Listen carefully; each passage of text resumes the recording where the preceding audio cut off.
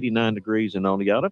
The sun is setting, but the thrill of another Friday night of high school football is about to begin. 89 degrees in Oneonta at 6:45, and let's journey to Locust Fork High School, to Locust Fork Stadium. Pre-game comments getting set for the JV Pennington Tigers and Locust Fork Hornets football matchup. Here are Greg Armstrong and Jeffrey Branham. Good evening, gentlemen. Good evening, Tim. Good evening, team. And welcome. And as we come to you live from Locust Fork High School, and Coach Gary Field here on the campus of Locust Fork. And it's a beautiful night for football. It's a big crowd on hand. Looks like it just keeps following. And I look forward to a great game. You got Pennington, that's 3-1. Locust Fork's 4-0. This is Class 3A Region 6 matchup. And this game will have a lot to say about who gets in the playoffs and who doesn't. You know, as I think about this game, and joining me every week is my sidekick for all these years we've been doing this football, is Jeffrey Branham. Jeffrey, this is the last county game that Locust Fork will play. It will be the last county game for these kids from Locust Fork that they'll ever play as a senior. And it is a big game because it is a region game. And when I look at JB Pennington and I look at Locust Fork, I think these are the two best teams in Blount County. And it's only right, I guess, that they play tonight. And whoever wins will be advantage the team that wins to go to the playoffs. Well, even higher stakes tonight, Greg, as you mentioned, obviously been a long-time county rivalry, but also potentially for a playoff berth, maybe even a home game in the playoffs at stake tonight. We talked about early in the season and was really impressed with Coach Cantrell, I guess, with media days and coming on the scene. New to JB Pennington, seemed like they already had some cohesion and the kids were buying into kind of his philosophy and a lot of excitement in a short period of time. And I'm assuming that all they're going to do is get better every week. They seem to be doing that, and they come into Locust Fork with an opportunity to do something no one's done in a long time, and that's defeat Locust Fork at home. And Locust Fork with the opportunity to maintain a winning streak, and to do so, I think it's one of those games where if both teams play their best, it's probably going to come down to a penalty here, a turnover there, and hopefully that no one even recognizes the officials being on the scene tonight. But I think it's one of those going to be just a good old-fashioned Blount County high school football at its best tonight. No doubt about it. We're going to have a brief getaway here, Mr. Tim. We're going to have our national anthem and our prayer. So when we come back, we'll try to give you some more insight to what's going on in Blount County. You're listening to WCRL. We'll be right back after the national anthem. If you are thinking about buying or trading for a new vehicle, now is the time, and the place is Team One Toyota. Why? Because it's the big one. The biggest Toyota sale of the year. Hello, Jordan Benefield here, and right now at Team One Toyota, we are loaded with Camrys, Tacomas, plus Highlanders, and the all-new Tundras are coming in every single day. Plus, we have 2.9% financing available on several models, and the Big One sales event means even more savings. At Team One Toyota, our sales force is ready to help everyone get an outstanding deal on a new or pre-owned vehicle. And when you buy any new Toyota from Team One Toyota, you're going to be covered with our exclusive lifetime powertrain warranty and 2 years of complimentary maintenance. Let's go places and have fun getting there. It's the big one, guys. At Team One Toyota, we're driven by great people and great prices. Located on Highway 77 in Rainbow City. Finance company qualified by STU for details. The Southern Haberdashery and Provisions Company is a clothier and outfitter for men and women that is located in the heart of downtown Oneonta, offering designer name brand clothing for men and women, unique gifts, leather goods, outdoor wear, shoes, and natural grooming products, tuxedos, suits, and so much more. The Southern Haberdashery is a local shop that provides all the name brands and styles you'd find in a larger city with the attention to customer service and atmosphere you deserve.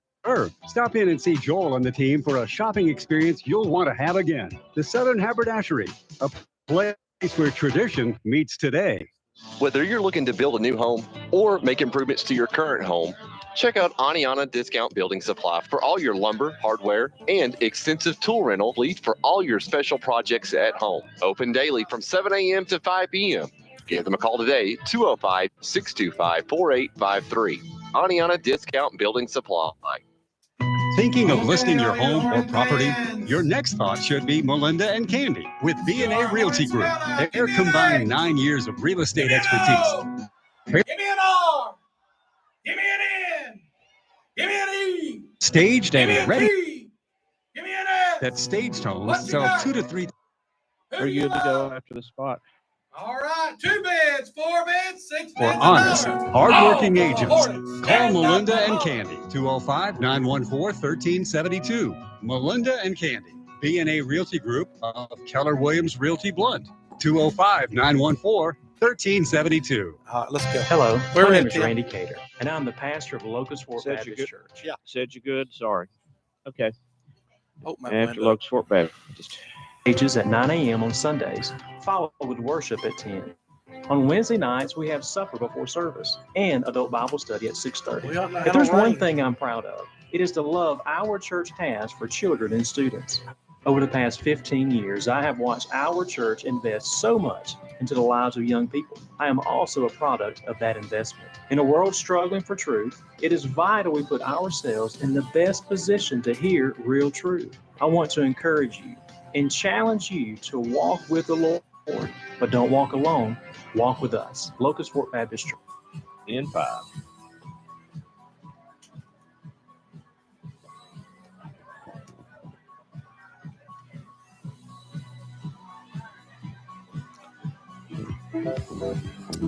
Welcome back as we come to you live from Locust Fork High School. Got about 8 minutes to go before the kickoff.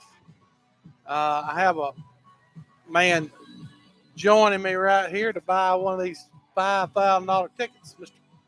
Keith Allen. He's going to buy one to support the Hornets, and ain't nothing like doing things like this on live on air, but we're going to get her done here.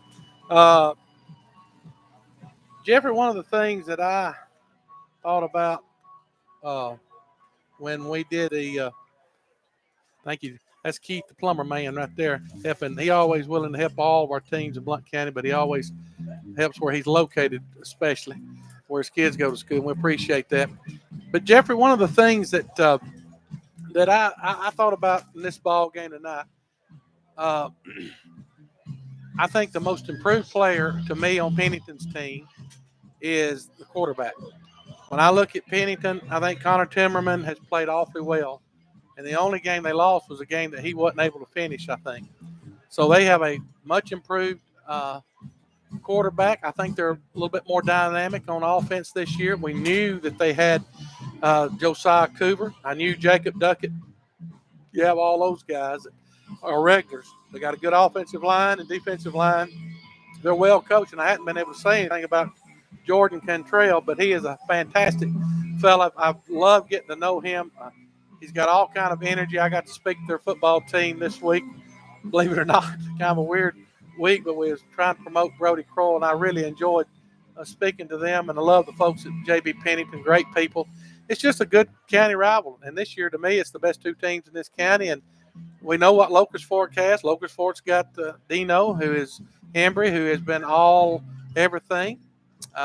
They've got a very talented running back in Landon Keith, and they got an exceptional wide receiver that's dynamic and very tall, about 6'5" or 6'6", and Levi White.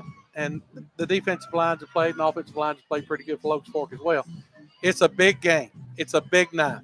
And I believe when we think about this, and then when we look at the keys of the game, this is Doyle Heat and Air keys of the game, and this game is sponsored by the Southern Haberdashery, and then you got Team One Toyota sponsoring this broadcast booth. But when I think about this game, I think it's going to come down to which team can stop the other one and who doesn't have turnovers. That's the key, and I know it's always the key to a lot of things, but I think that's a big key to this game. No, I definitely agree. I think we've talked about it week after week, and it certainly will be true tonight, is the kicking. I think that from what we've seen, it looks like Pennington with the edge in the kicking game.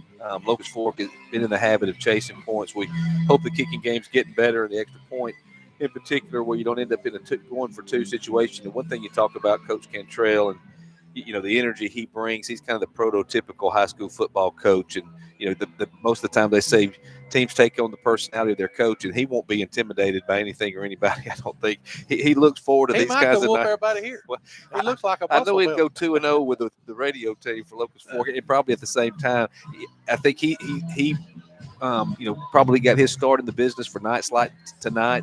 Maybe likes being the underdog a little bit, but doesn't necessarily feel like an underdog. So, I'm really looking forward to kind of how Locust Fork responds. I really expect Pennington to come out, play hard.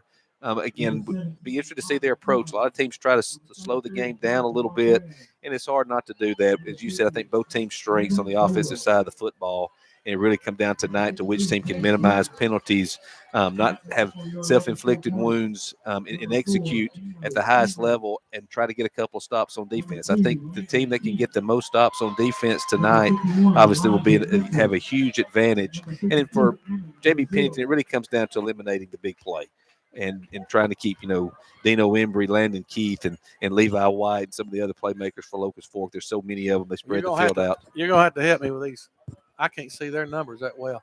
I think it's number 52, Jace Putman, number 50, Abin Bullard, number 33, which is Jonathan Marquez, and number 17, which is Connor Smith, Timberman, and also the Hornets would be Dino Embry, Elijah Mitchell, Ammon Brazil, and Landon Keith. And those are your captains, and we're going to go down to the field. All right, Greg, on this coin toss. Okay, I got a special coin here. I'm going to tell you. To catch it, if it hits the ground, okay. I don't drop many. See the coin. See right there? That's going to be heads. That's heads. Right there, that's tails. That's tails. Questions? Okay. Will the difference happen? Here's the tails. Called tails. Good job. Tails. You want to receive it. Okay. Locust Fork, on the toss, and make it to receive.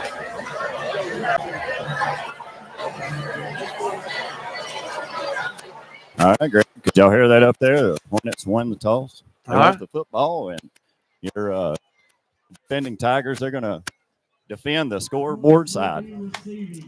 We'll turn our camera around a little bit, and where folks won't have to look at us, and they can watch the ball game, and hopefully see it pretty good tonight. I will say this: it was a little bit harder to hear the officials tonight. But Locust Fork, as you see, has won the toss, and they will elect to receive as they normally do. And I kept wondering why it was so dark. I got my sunglasses on. I guess I need to take them things off and get ready to go.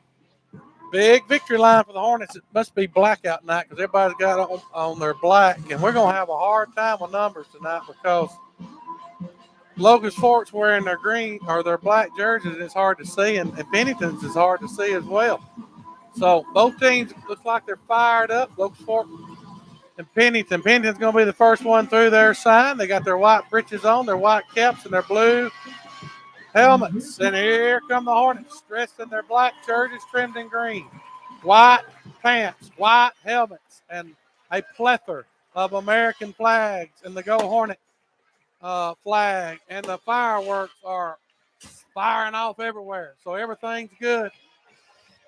And I will say this, Jeffrey, there's an electricity in here. Pennington has pretty much filled up their side. Of course, the Hornets has filled theirs and running over on this side. I see a lot of people around the benches, around the outside perimeter. So it's a lot of excitement in the air, and this is the way it should be for high school football and a big matchup in region play. Yeah, you talked about a lot of electricity in the air last Friday night, but completely different atmosphere tonight than it was this time last week. Nobody was on the field. Again, this is really Blount County high school football at its best. Two teams coming in with high expectations, both expecting to play well tonight. I think J.B. Pennington feels like if they play well, they have just as good a chance to win the football game as Locust Fork. So it'll be a fun night, and again, be just a pleasure to watch these guys compete, watch the coaches and kind of the chess match that they will be presenting one another as, again, both teams try to move forward in region play. No doubt about it. And one of the things that I'm looking forward to is to see, exactly who will stop who. you know, it's going to be one of them things where you got to be able to stop the other one, and we'll see what happens when that takes place. It looks like the kicker is going to be. Somebody lost their phone in the women's bathroom. And we got somebody trying to tell us something. I couldn't hear what she was trying to say. So, all right, kicking off is going to be 52, Jace Putman. Deep to receive will be Dino Embry and Landon Key. And we'll see if they kick it to them or they kick it short or they kick an onside kick. And they're going to kick it right down the pipe to the deuce. And here comes Landon Key. And he will make a man miss, and he'll go out of bounds about the 30-yard line. A nice job by the Pennington Tigers. Brought down by number 20, Elijah Pullins. And he'll be brought down about the 29-yard, I think, line where they were starting. So it'll be 1st and 10 for the Hornets. And when you kick it high, it gives your folks time to get down there, and they do a good job of making the tackle, Jeffrey. Yeah, really good job in pursuit. And again, it kind of answers the question, the mentality Coach Cantrell has in coming in, no fear and kicking the ball deep. And again, just a little bit of different. A lot of times you see the ball being kicked out of bounds, but very aggressive play. Now Locust Fork on offense. They're going to take it, and they're going to run to the left side. There goes Dino. 5, 10, or 6, 7, 8 yards right off the bat. And he'll get nice yardage up to about the 38-yard line. So about a yard short, so he got 9 yards. And he had a lot of room over there, Jeff. Well, yeah, Locust Fork really kind of went with the overload look and all receivers to the left, just really kind of outflanked them, coming back to not necessarily a similar look, but again, huge presence far outside the hash mark this time. Locust Fork 3 receivers outside the hash, look for an internal run. They'll give it to the deuce, and he will get the first down. Charlie B's 1st and 10. And a nice start for the Hornets. They're spotted about the 40. So he got a couple yards. Yeah, right now from an alignment standpoint, J.D. Pennington looks like they're playing man across, really a man-on-man, in trying to stop this Hornet running game by putting pressure on the internal point of the line of scrimmage for Locust Fork offensive line. You got a big advantage for Levi out there on height. And they're going to get Pennington for jumping all sides. So Locust Fork will get 5 yards. And our first penalty of the game is against the Tigers. So 1st and 5 now. 11 minutes to go in the first quarter. No score, first drive of the game. Here's Dano. He'll roll to his right. Got a lot of pressure. Now he'll roll again and keep rolling and keep rolling. And he'll take off and start running. And he's got a man blocking for him. And he'll get all the way down to about the 35-yard line. And we got a penalty flag. He got a big 5, 10, 15, 20-yard run by Dino. And you're going to get a flag on top of that. And I think it's against Pennington. It's going to be a personal foul, face mask. So it'll be added to the end of the run. So a big, huge run by the Hornets as it'll go all the way to the, after the penalty, it'll be close to the 20-yard line, I think. Yeah, again, 3 wide receivers wide to the right for Locust Fork. Dino started out rolling to his left, and then really just made 3 defensive linemen miss in the backfield and had a lot of green grass. Cole Wright did a great job blocking on the exterior as a Locust Fork offensive receiver, giving Dino a few more extra yards than the penalty on the play. And you got another penalty. Let's see who they call this. I think this might be against the Hornets. So somebody must have flinched. They went with a hard count, and Locust Fork. Well, flinched. Pennington actually, they kind of jumped into kind of not necessarily the neutral zone, but moved up front. One of Locust Fork, I think the offensive right guard reacted. We're going to get a penalty against somebody. Sideline warning. Sideline warning against the Tigers. It's hard to get a sideline warning with no plays going on. Well, there wasn't even nothing happening. I know. I guess so. I guess, and they got a penalty. I figured they wouldn't get people too upset about that. But here's Dino, 3 receivers to the right, 1 to the left. He'll roll. Now he'll throw it out complete to Levi White, and a good open field tackle made by the Tigers after a pickup of about 10 or 11. So about 11-yard gain. So it'll be 2nd down and 4. Dino Levi's been sick this week. Well, as you mentioned, I really wish we could see the number of the corner on the far side for J.B. Pennington. Really made a nice play in open field. Again, Locust Fork got a one-on-one matchup. Aaron Lynn. Really nice play. Aaron Lynn. It's hard to see their numbers. Here's a snap. Bad play for the Hornets all the way around. The snap was low, and I think everybody went the wrong way. And so, as a result, they're going to bring down Dino. He didn't have time to do anything. Good defense by the Tigers. So 3rd down, and after that, it'll be 3rd and about 6 or 7. Yeah, huge penetration that time by the front of J.B. Pennington's defensive line. Again, just no running lanes for Dino Embry. Here's the Hornets. They're going to roll to the right. They got all kind of running room. He'll go inside the 20, inside the 15, inside the 5. Touchdown, Hornets! And a huge 18-yard scamper by Dino Embry. And just like that, with 9:28 to go in the first quarter, the Hornets strike first and do it all. Dino does it again, and the fireworks are going off, and he's got a bunch of fireworks in his own self with all the speed he has, Jeff. Yeah, just disheartening for a defense. Gets you in 3rd and long and a quarterback sweep, and they had Dino close to a 1st down. May have had 1st down yardage, but again, Dino able to break the tackle of 2 defenders, just kind of run through them almost with no blockers and assistance to Dino, but just powers through for the touchdown. Here's the extra point attempt. The snap is high, the kick is up, and it is good. If you're a Hornet fan, that's something new. Hornets lead at 7-0, and the replay of the scoring recap was a 19-yard run by Dino Embry, and the Hornets strike first. So when you get the ball first, one of the things that you want to do is to do something with it, and the Hornets was able to do that, Jeffrey. But yeah, Locust Fork's been very consistent when they've had the opportunity to select the football or defer. They've selected the football. And again, when you have number 4, it's very difficult not to choose offense every time. But they've also been very successful in going down the opening drive and getting points. So kicking off for the Hornets will be Omar Aguilar, who just kicked only his 2nd extra point of the year. But it's always great to get that first one under you. And it was a terrible snap. And so he really had to concentrate to get that through. Or maybe we need to have bad snaps. I don't know.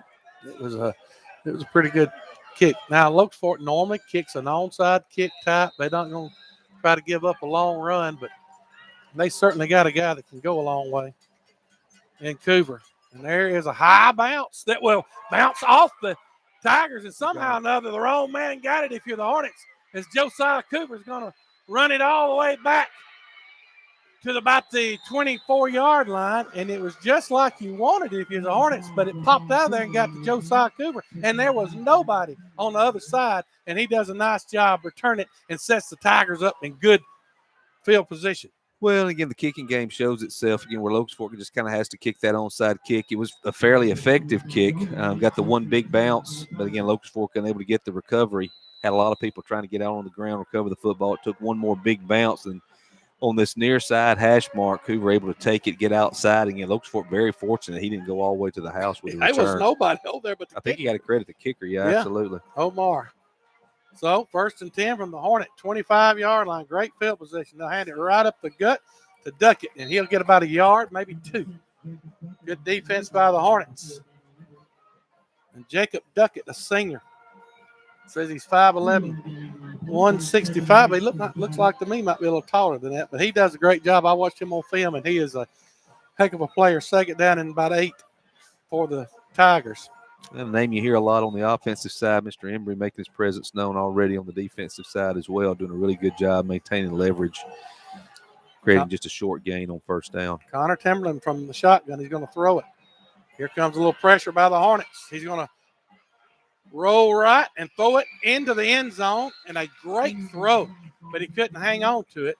It had to be thrown low, and it was thrown low, and it just was not able to be made by the wide receiver, and I apologize, but it is very difficult. I think that might have been Duckett. Yeah, not sure again of his number, and you said it well, Greg. Quarterback threw the ball really the only place it could be thrown. Maybe it had a little bit of running room, but threw the ball low and outside. The receiver tried to make kind of a sliding catch going out of bounds, but just unable to make the reception. Now 3rd and long for J.B. Pennington. 3rd and 8 from the Hornet. About 28-yard line. Here's a snap. Here comes a little pressure. And they got a man down there, and he's wide open, and he'll make the catch, I think. Yes, sirree, touchdown. Tigers, and a huge pitching catch. It was perfectly thrown and a heck of a catch. And I want to see his number. It's hard to see their numbers.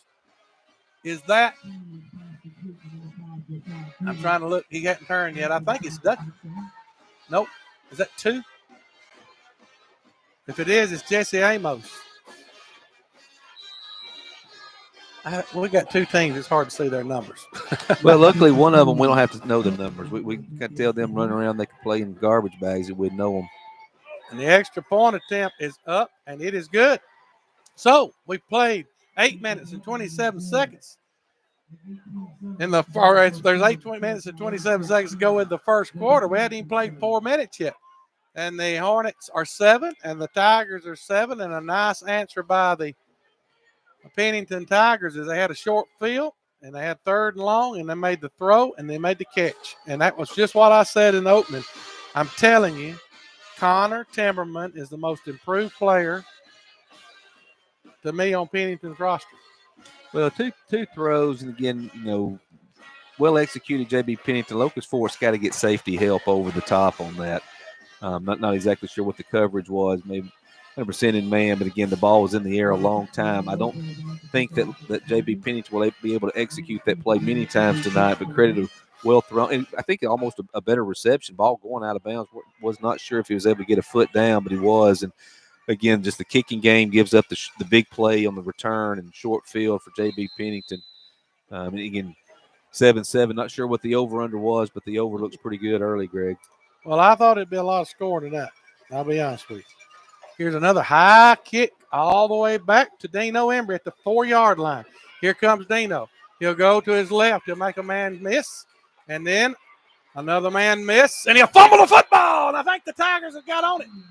And for the first time this year, Dino Embry has fumbled the football. And the Tigers up and rocking and rolling right now. And old turnover. Rise its other head if you're at the Hornets. Well, a big opportunity for the Locust Fork defense to try to step up and get a stop. Also, big opportunity for this Locust Fork or J.B. Pennington offense to really make a statement early. And again, try to get points on the board. A lot of times after a turnover, offense will take a shot. So again, if I'm the Locust Fork defense, be looking to Pennington to take a shot down the field in the passing game. Well, Dino don't fumble it much, but he fumbled that one. And a nice stick by the Tigers, and they've come out roaring here early. 7-7. Here's Timmerman. He'll take it. He'll fire it over the middle, and it'll be intercepted. And a great job by Levi White. So back-to-back turnovers by both teams, but the Hornets are backed up deep. I'm not sure. It almost looked like they're going to mark him down around the 1-yard line, which I think is the right call. Again, big play, but Locust Fork with the interception. Levi White really coming over the top. The slot receiver had the safety beat. Levi came off his outside receiver coverage to get over the top and make the big interception. But again, I guess you would have certainly taken the play ago. We know what Dino did last week from the 1.5-yard line. Opportunity to do so again. Locust Fork really just again needs to have some success and flip the field on offense. It's 1st and 10 at the 1. Here comes Dino. He'll go wide, and will he get out of the end zone? He will. And he'll go down the sideline across the 15 and a heavy hit, the big-time hit. I don't know who made that hit, but, boy, it was a huge hit by number 50. And that's Abin Bullard. And he hit Mr. Dino as hard as he's been hit this year. A howdy doody fruity hit, but a big run by Dino as he gets all the way to the 15-yard line. So a 14-yard gain in the Charlie B's 1st and 10. And Greg, what number did you say that was? 50. Don't have a 50. Yeah, okay, right got there. 2 numbers. So 6'2", 205, and he used all 205 pounds. Really great job in pursuit, not giving up on the play. And again, every hit matters in a game like this. And here's the deuce, and he'll take it, and he'll run and get about 2 or 3 yards. Nice defense by the Tigers. Maybe more than I thought, but close to 4 yards. But positive run, no doubt. So after both teams, Locust Fork took it 71 yards on their first drive. Pennington took it 25 yards after the punt kickoff return. Locust Fork turns it over on the kickoff, and then the first play, Pennington turns it over. And the Hornets with the first down here. Here's Dino. He'll roll to the right, and he will make a man miss. And a great open field tackle by number 23.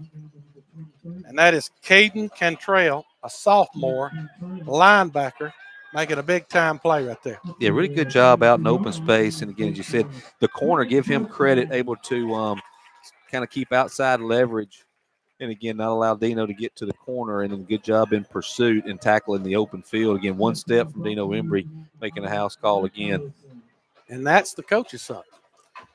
Another Charlie B's 1st and 10 for the Hornets. Ball at the 27-yard line. Here comes the Hornets with two receivers split to either side from the shotgun. They'll take it and they'll fire it. And it'll be dropped by Levi White.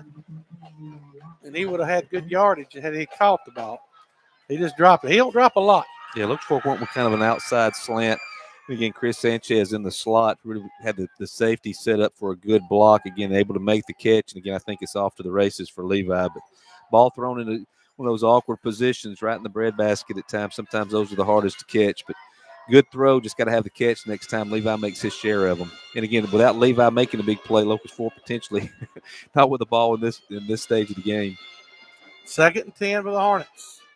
Dino will run it right up the gut, and he'll get about 3 or 4 yards, get tripped up, and that'll bring up 3rd down from the 31 and about 6.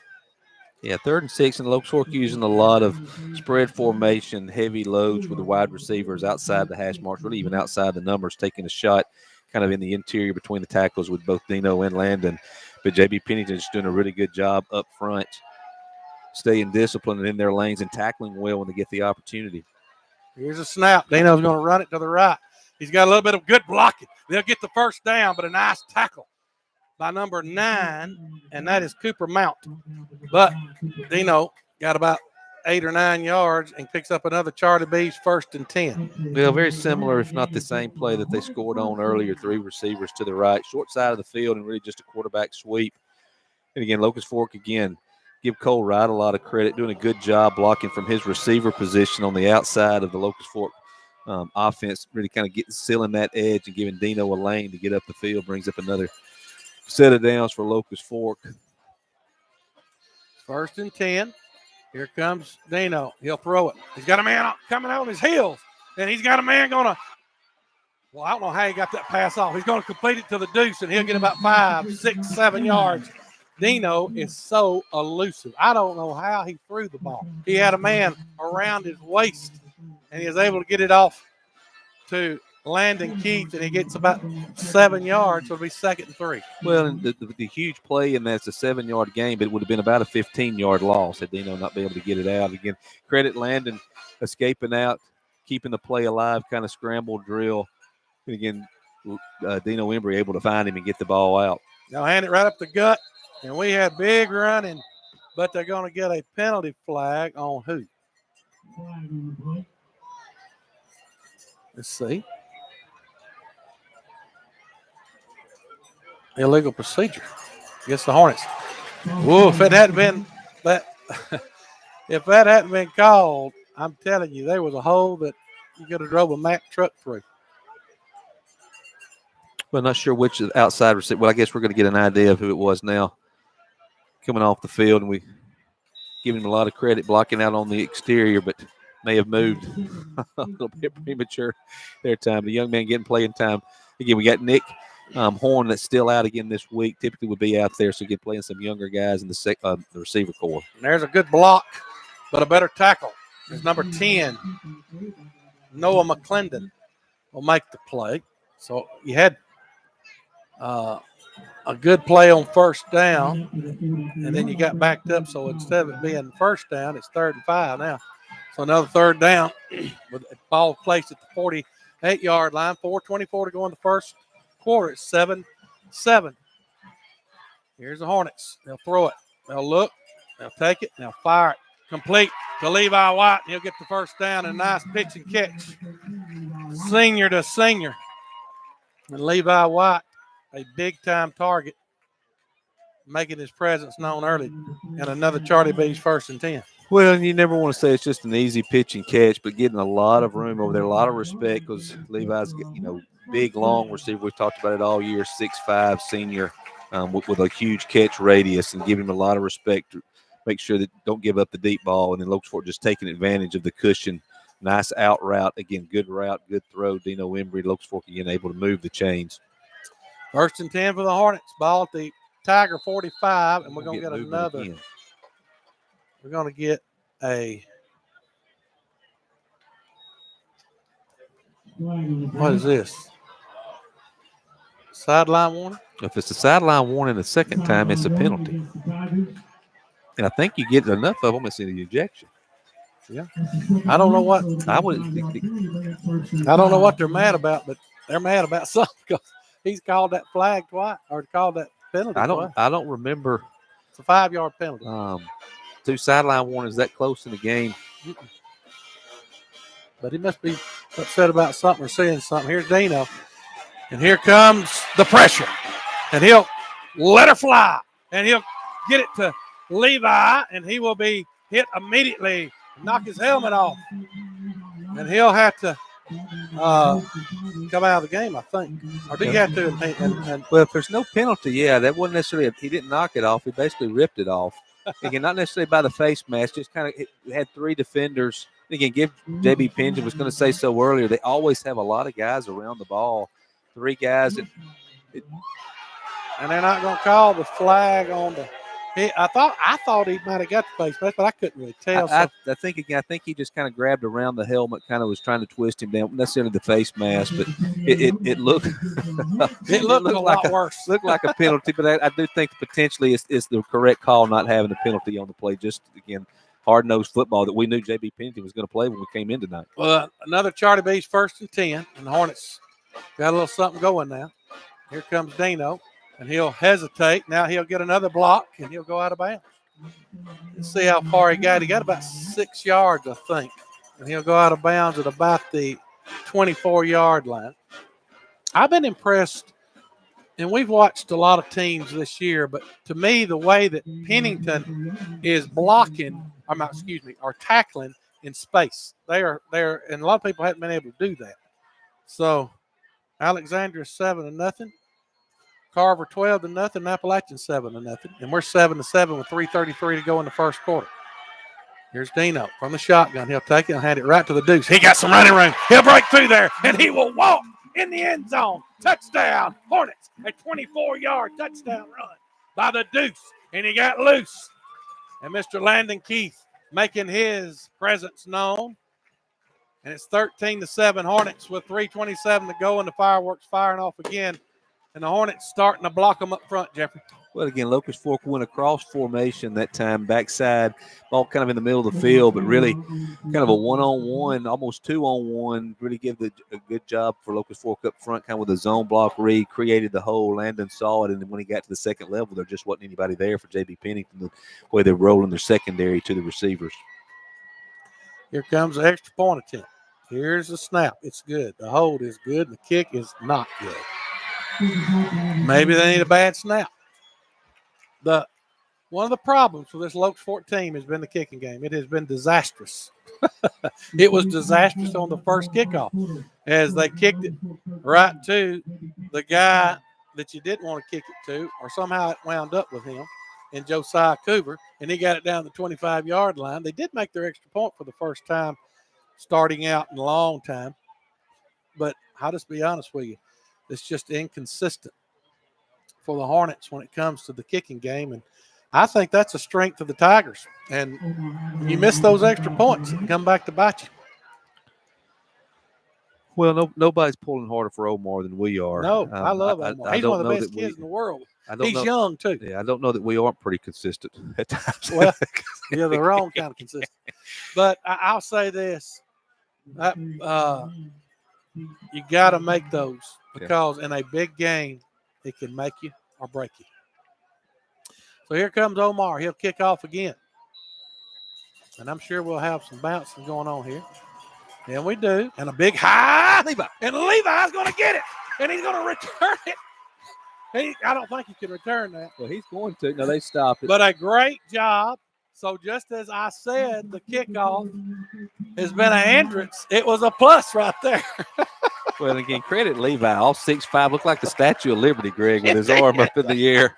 And the reception really kind of tipped it to himself. And, again, we know how disheartening that is to not be able to get an onside kick that you know is coming. But, again, basically the same result from a kick perspective. But that time, Levi able to get out in the second hop. He was able to run it down, tap it to himself, use that basketball skill that he has so well.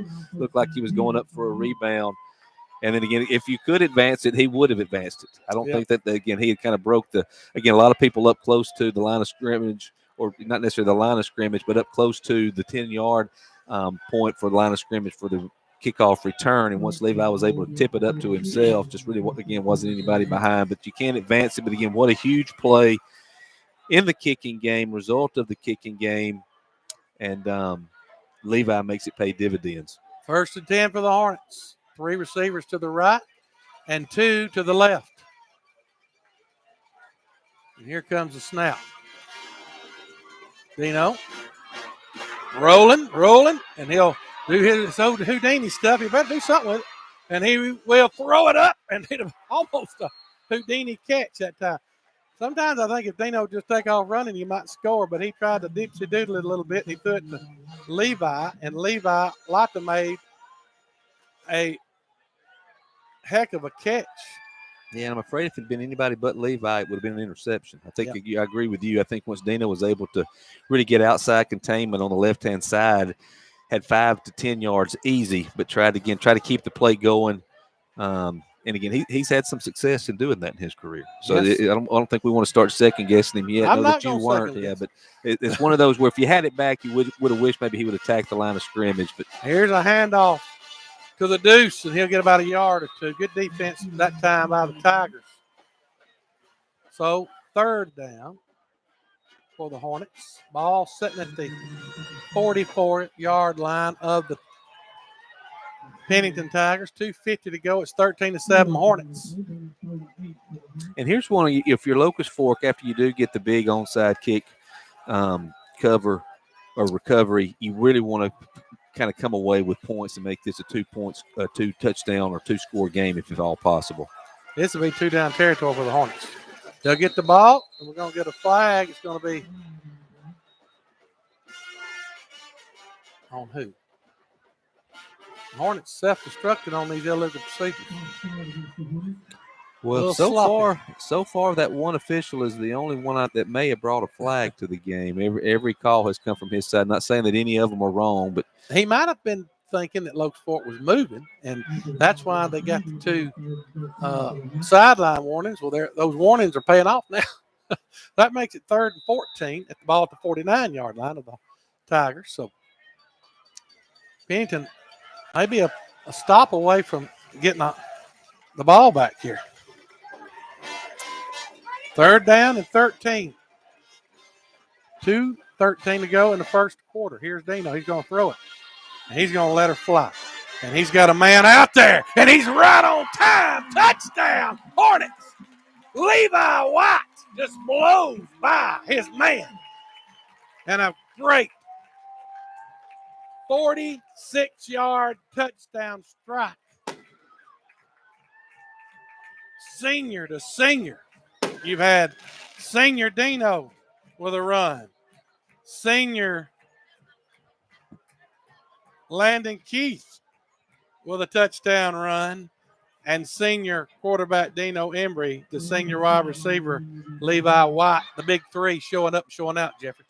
Yeah, really just a one-man route almost. It's going to try to get the ball downfield to Levi the whole way. And, again, just a good route. Dino did a really good job of throwing the ball on time. Levi able to get the step on the defender and then make the reception and get in the end zone. And Hornets going to go for 2. Here's Dino. He'll cut back, and he will get the 2-point conversion, but I think he got another flag. Let's see who the flag is on. It's on the Hornets. Yeah, Dino that time changed direction. Sometimes it's hard not to grab when the defender it makes an kind of an unexpected turn too if you're an offensive line. But I'm sure again that's kind of what happened with the hold. Locust Fork again. I guess we may almost be outside of extra point range. I don't know. This is very difficult to get a 2-point conversion from about the 20-yard line, which is about where they're going to end up. Well, what about the 18 and a half? And again, I think you just got to go back to Levi. Again, I get him outside, Greg. It looks like a slant would be wide open to me. That's what I'd be looking at potentially here is that as a slant to Levi across the way, one-on-one. Here comes, they're bringing the house. They'll do the hard count as they got 3 receivers split to the right, 1 to the left. They'll bring him in a little bit from the left side, and the running back will go behind the quarterback. And there's the snap. He'll roll, and he'll throw. And he will be a little bit off, and that will be no good. I don't think I see a penalty flag. So it will be extra point attempt, no good. And just like that, those extra points cost the Hornets early. Well, again, there's just a huge difference being up 19-7 versus 21-7, and you end up starting to chase points, and it's just hard to overcome them back again. And again, not a bad route. I think Levi just a little bit late. They ended up bringing him back inside, more of an out route. Levi a little bit late getting out of his break. The ball was thrown kind of on time, but Levi had a little bit of a difficult time getting out of his break, not able to get out and make the reception. It was there. He would have been open. I think, again, Dino threw the ball on time, but just tough to get out of the break for Levi. But, again, what a big conversion on 3rd down to get the score. And, again, back where we were before, onside kick attempt. Here comes the little nub play, and this time, number 2 will pounce on it, and that is Jesse Amos, and he's a pretty big dude as well. So they'll get the ball in good field position, not as good as it was the first time they got it. They get to 49. Much better than the last kick. Yeah, and the scoring recap by Alabama Beds was a 46-yard touchdown pass to Levi White. So 1st and 10 for the Tigers. Hornets took the ball and drove it down the field 75 or 79 yards the first time and scored 71 yards, and then an answer for 25 yards out. And here comes a quick run right up the gut, and nobody tackled him. And old Josiah like to bust it through there. Yeah, a lot of young guys on defense now for Locust Fork. Locust Fork, one of the weaknesses, if they have one as well, Greg, is just depth. And it's very difficult, again, Landon not on the field on defense. Again, you lose your safety, you lose your back linebacker because they play every play on offense. And, again, just trying to give them a breather. So some young secondary guys out, some linebackers you don't have as Dino well. In there either. No, that's what I thought I just said that. You may have. I thought you said Landon, but Dino's not in there either. That's your 2 leading tacklers right there. 1st and 10. A Charlie B's 1st and 10 for the Tigers. Here comes the snap. They'll hand it right up the gut. This time to Duckett. Another arm tackle. But the fumble on the play, and the Hornets going to get on it. Great job of that young bunch of defenders as they stripped the ball. He just reached out there and punched it out. And another turnover. And it'll be 1st and 10 for the Hornets. Yeah, huge turnover there. Very close to being down again. Not great ball security on that one, as you said. Ball kind of almost running out in an open field, and Locust Fork able to get a hand on it. And, again, flip the script and put the high-powered offense back on the field for Locust Fork. And, if you can get turnovers and touchdowns, at some point extra points aren't nearly as important. But, again, another opportunity for Locust Fork to add on to their lead here for the – oh, goodness. That's got to be outside. It's hard for 58 to hide out there. Big 58. Is it 58? It may be 59. I guess it's 59 because we don't have 58. I ain't going to call his name. But there's no doubt he is offsides. I'm going to tell you something. I'm going to suggest to the Tigers and the Hornets that they get better jersey numbers to see. You need me to up your prescription on your eyewear. On the Pennington's, again, it's tough. Locust Forks I can see pretty well. But again, Locust Fork we know kind of without seeing the numbers. Yeah. So after that 5-yard penalty, it'd be 1st and 10 for the Hornets. Ball at the Hornet 45-yard line, 19-7. Hornets leading with 53 seconds to go in the first quarter. Dino.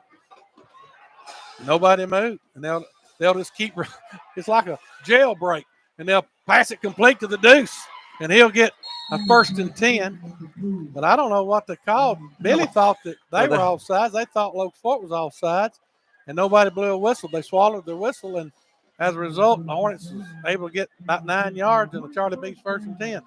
And again, it happened on our side of the field. I can assure you that the official on the far side would not have let that gotten away without being his flag up. But yeah, that's one of those where it would have been hard to determine who jumped first, but both people jumped before the ball was snapped, offensive and defensive. Here comes Dino with 2 receivers split to either side.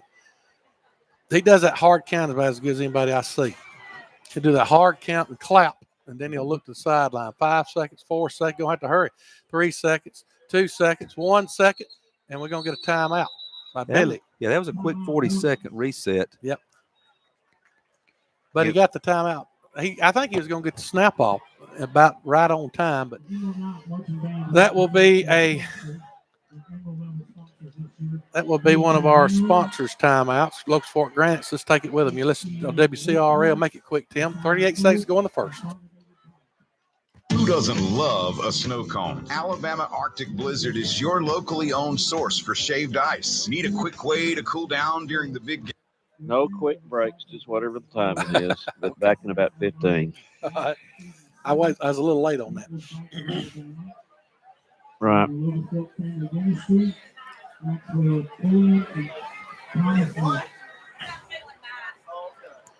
249 in 5 256 347 2495.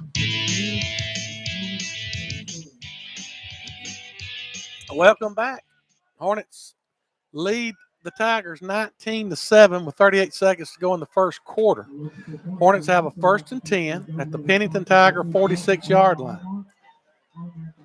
And so far, neither team has stopped the other team, I would say, as far as making them punt. It's been a way of a couple turnovers and an onside kick. And I'll go over that in a minute. Here's the Hornets. 3 receivers to the right, 1 to the left. Dino's going to let her fly. He's got the big guy down there, and the big guy is going to be well defended this time. And it'll be knocked away. I can't see that number. If you can get that number, he's doing a pretty good job, but I want to give him some credit. I need some binoculars is what I need. And a great job defensively. At number 2, that'll be Jesse Amos. Jesse's about as tall as he is. That's one reason he's able to match up with him a little bit. Yeah, I can see his number now when he comes to this side. Yeah, and a long throw, too, across the field. Ball on this near side hash mark, throwing the ball outside the hash, about around the 10-yard line. That is not number 2. Is it? That's number 5. That's Josiah Cooper. They're going to keep it with Dino, and he will go down with no gain. Maybe lost a little bit. And we're going to get a penalty flag to boot. I think it's going to be holding on the Hornets. Yeah, you're right. The defender was not number 2. Jesse's way too close to the line of scrimmage. Yeah, it was number 5, Josiah Cooper. I think somebody gave us the wrong information. Well, they're struggling next door to see the numbers. It is hard to see them. It's very hard to see them, especially when they're on the other side. Locust Fork's numbers are a little easier because they're outlined, and I don't think the Tigers are outlined. If they are, it's a real. Well, they're outlined in that kind of that off gold. Yeah. Well, it's 3rd and long now, 3rd and 20, but should be 2nd and 20. That's right. I believe they changed it, and I think I'd probably wait till this quarter's over. Yeah, 1 second difference, game clock ahead of the play clock. Locust Fork look like they're content though to snap the football, and they will. And a good block and a good pass complete to Levi, and he will not go down, and he'll go around the left side.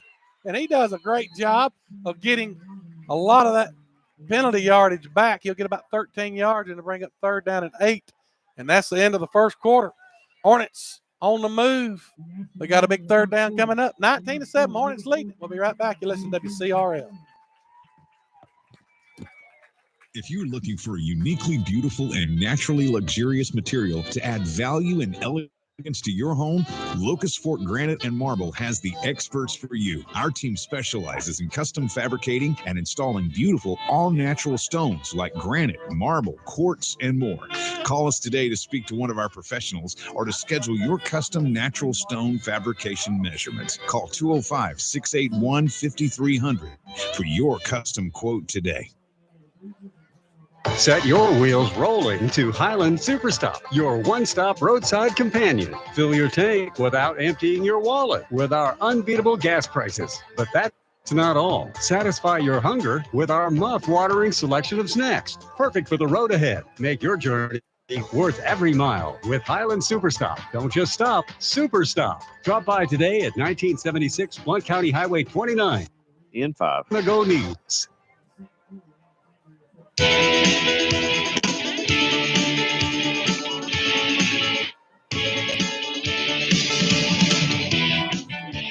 Welcome back. As the Dogs are down 40-0 in the first quarter to Coosa. Carver up 20-0, and Aniana tied 14 apiece. So maybe the Redskins can get their first win of this year. All right, it's 3rd down and 7. Locust Fork's leading 19-7 as we start the second quarter. That was a long quarter with a lot of action. We'll try to recap it. Welcome back to the Team 1 Toyota broadcast booth and our Southern Haberdashery game sponsor tonight. Hornets has got 3rd down and we'll call it 7. They got 2 receivers to each side. See what the Hornets do. Here's Dino. They're going to roll, and they're going to throw it.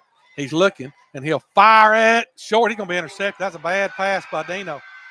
And that great stop by the Tigers. Just a poor pass to that side, and it was way underthrown. We hadn't seen him throw many like that, Jeffrey. Yeah, you're right. Ball well underthrown. Not sure if there was a miscommunication. Unable to get enough on it. Again, just a long throw that time for Dino. And again, turnovers abound, but really kind of balancing out the one extra. I think turnovers are almost squared up at this point, with the onside kick really being the difference of the game. Well, they got the interception. I'd love told you who it was, but it's intercepted, and it will be 1st and 10 for the Tigers back at their own 17-yard line. And they'll send 3 receivers out to the right, and they don't have enough, I think, and they're going to have to call timeout. So timeout on the field, and we'll take it with them. A Locust Fork Granite timeout. You listen to WCRL. We'll be right back. The Blount County Education Foundation was created in 1998 with the mission to promote academic excellence in Blount County schools. Since then, BCEF has worked to make so many great projects work for our students, including 2 main projects, the Classroom Grant Program and the Summer Learning Program. Join us on September 26th for the 26th Annual Blount County Education Foundation Radiothon all day on WCRL. In 5. Boosting children's success in Blount County schools. Welcome back. It's 19-7 Hornets. We got 11:49 to go. The opening drive, Locust Fork went 75 yards and scored, got their extra point. The second, they lined up to kick the little short kick, and it bounced right to Josiah Cooper, and he run it all the way back to 25. And they scored on the 3rd down and long, a touchdown pass to Amos, and so it was tied at 7. Locust Fork comes right back and has a big run, and we'll come back to that in a minute. Here comes the Tigers. They got 3 receivers to the right and 2 to the left, and we're going to get a penalty. Oh, big boy, he has got a whistle, and he is showing up and showing out, and they're going to call it against who? Hornets. I don't know how you can't tell where the ball is and can stay on sides. I just don't understand that. Both teams having trouble with that. So after the penalty, it's 1st and 5. A huge penalty. Yeah, because you had them back deep. That gets it out to the 21 or 2-yard line. So 1st and 5. Here comes Connor Timmerman. He'll roll and pass it complete to the other side. And a fumble on the play, and the Hornets are going to get on it. A big-time stick. And I'm telling you right now, I believe it was big old Logan Leo knocked it out. And I mean, it was a howdy-doody, tutti-fruity kind of stick. And the Hornets going to get the fumble recovery. Yeah, really kind of more of a kind of inside, maybe even designed to be a tunnel screen. And Locust Fork really did a good job. Their defensive lineman running to the football, the corner able to turn him back in. And as you said, Locust Fork in pursuit, able to force the ball out. And again, I don't remember a game quite with as many turnovers as we've seen tonight. Greg, also, we talked about the game tonight. Huge game here at Locust Fork. Sloppy. Also, though, big game in Gadsden. Westbrook Christian ahead of Piedmont 3-0 in the second quarter. Wow. All right, here comes the Hornets. 1st and 10. They'll get it, and they'll roll to the left with Dino. He's got some running room. And he'll bust through there inside the 20, inside the 10, and he'll barrel out at about the 7 or 8 yard line. And Charlie B's 1st and 10, and the Hornets knocking on the door. We have had 5 turnovers. Pennington's turned it over 3 times. Locust Forest turned it over 2 times. It's been sloppy at times, but we've had big sticks. Most of those turnovers have been off big sticks, except for 2 of them were poor interceptions. Yeah, really physical play, both teams out there tonight. JB Pennington, again, other than a couple of plays, done a great job of slowing down the running game, and Dino Embry. Dino making most of his yardage tonight in the passing game. Locust Fork attacking a lot on sweep, really quarterback sweeps. And again, the receivers doing a great job on the exterior, kind of blocking, extending their blocks, giving Dino some running lanes. And here comes the Deuce, and a great job by the defender, and I want to try to give him credit. 61, Juan Lopez. He bust through there and tripped him up for a short gain, maybe a yard. And if he hadn't got him, I believe he'd have walked in the end zone. Yeah, really, it did a good job. Kind of one of those where you're really just trying to submarine as a defensive lineman, make penetration, and that's what he did. Able to get kind of into the legs of Landon Keith, and again had escort Dino Embry to the linebacker level. To your point, Greg, if he hadn't been getting him in the backfield, I think he walks in the end zone. Here comes Dino to the left side. He'll cut it back in there, and he'll walk in the end zone. Touchdown, Hornets. Dino Embry. Everything that we talk about, he just made a cut. And when he cuts, it's like turning it on a dime, buddy. So now they'll go for 2. It's 25-7 with 10:37 to go. And that scoring drive recap by Alabama Beds as the fireworks fire off in the background was a 6-yard touchdown run by Dino Embry. And they'll go for 2 now. Again, just another quarterback sweep. And really, again, good job. Offensive line sealing the kind of the inside-out pursuit of the JB Pennington Tigers, and then the Locust Fork receivers maintaining really good one-on-one blocking, creates several running lanes. And again, Dylan's so good in the open space. As you said, once he finds the opening, just puts one foot in the ground and straight up the field, and just very difficult to defend. Well, I'd keep it in his hands right here, some way or another. Nope, they're going to throw it. And they're going to have it hit the receiver right in the hands, and he dropped it. It's incomplete. I just think I'd run Dino. They haven't shown that they can stop him yet. But the extra point attempt, no good. And where it could be easily 28-7, it's 25-7. And you keep leaving them in the ball game. Well, it's just like, again, it's like giving them a possession with a field goal. Mm-hmm. So it's 25-7. Hornets and the struggle that they have had. Alexandria leads 17-14 over Aniana. And Locust Fork leads 25-7 over Pennington. I got a score here. Cleveland up 14-0. So the Panthers look like they're going to get a win. Carver up 20-0. Susanmore trailing 40-0. Appalachian up 21-0. So a lot of good things happening in the county. And here comes the kick. This has been good or bad or ugly. And he's going to fumble off of him again. I think the Hornets got this one. And there is no reason that the Tigers shouldn't have got that if they don't end up with it. But the Hornets is coming out with it. And they get it. Unbelievable. And I think Chris Sanchez got this one. Well, credit, again, Chris Sanchez on the recovery. Somebody, and I'm not sure Miles Watts or who may have went in, ball hit one of the receivers for JB Pennington. Didn't do a great job of securing the football. And we had one kamikaze really kind of go in, undercut it, knocked it back out from under him, and then Chris able to come in on top. But really aggressive play that time for the Hornets to come in and really fight for the football. And again, another offensive possession. And boy, if you're JB Pennington, you got to get stopped. You guys be super frustrated. And here comes the Deuce with the direct snap this time. He'll break him, tackle, and get about 2 or 3 yards. I thought he was going to get through there. 10-16 to go in the first half. It's 25-7. Hornets lead it. They've led it throughout. It was 7-0 early, 7-7. Then the Hornets started missing extra points. 13-7, 19-7, 25-7, and they got the ball at the 45-yard line, 2nd and 7, and it's at the Pennington 45. They got 3 receivers to the left. 2 to the right, and they're going to get a flag this time because they were offsides, I believe. Yeah, they come in the neutral zone. And again, you look at some of the stats tonight. Time of possession and offensive play. It's one-sided by so far right now. I can almost remember every offensive play for JB Pennington. They had a 3-play scoring drive, their first drive. We had a turnover their first play of their next drive. They turn it back over to us at the goal line. Last drive, and then we've had 2 onside kicks. The last drive they had maybe one offensive play again and a turnover. And here comes Dano with that hard count. So after the penalty, it's going to be 2nd and 2. The 2 receivers split to either side. And they're going to get the direct snap. Nope. To the deuce, and he'll get his first down and more. He'll go inside the 30, down to the 27-yard or 28-yard line, and a nice run by Landon Keith as he's getting some pretty good yards now. He had a touchdown run. It's been a weird game. It's been a sloppy game. I'll be honest with you. A lot of penalties.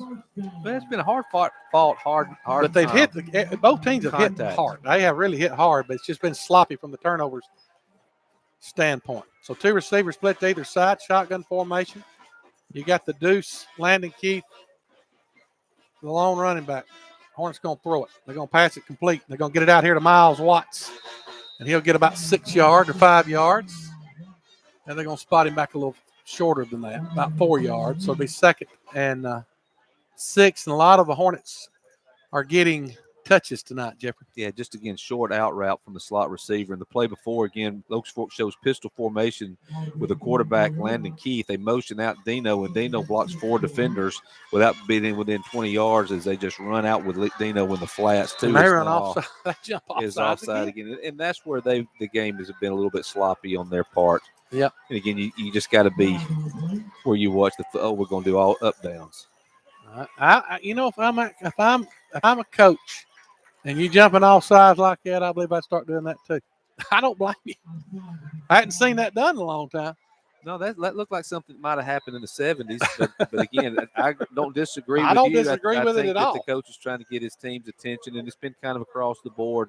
A lot of mental mistakes. I'm sure there's a lot of frustration on their side. Plus, then you get to tackle Dino and Lando and try to defend Levi wide out in the flat. You got Chris Sanchez and Miles Watts. There's weapons all over the field if you're Locust Fork, and Dino really does a good job of distributing the ball to all of them. Now back again, Landon Keith at quarterback. And they're going to get it to Landon, and he'll get his first down. So Charlie B's 1st and 10. And the Hornets move the chains. There've been 6 different Hornets touch the ball tonight. About that many this drive. Levi hadn't made his presence known. And again, we know what's coming out of this formation. They're motioning out Dino really early. And at some point, Landon's just going to dump the ball out here in a wide open flat area. And then good luck with whatever 2 defenders is out there between Dino and the end zone. They've jumped and they jumped again. They jumped again. We're going to do ups and downs again. We're going to do them again. And Dino is the best I have ever seen at making you draw you offside. These kids are going to be so wore out and doing up down. I know they're frustrated. Everything looked good for the Tigers. Hornets scored their first drive. They answered because of a kickoff return, had a short field and a great pass by the quarterback. And then Locust Fork fumbles the kickoff. Well, and they get it down there. The whole first half. Well, here's a snap to Dino. He'll take it around the left side. He's got running room inside the 5, inside the end zone. Touchdown, Hornets. And the Hornets take a 31-7 lead, and they'll go for 2. And I'm telling you, Dino is just hard to bring down, especially when you've done 2 sets of up downs. 31-7.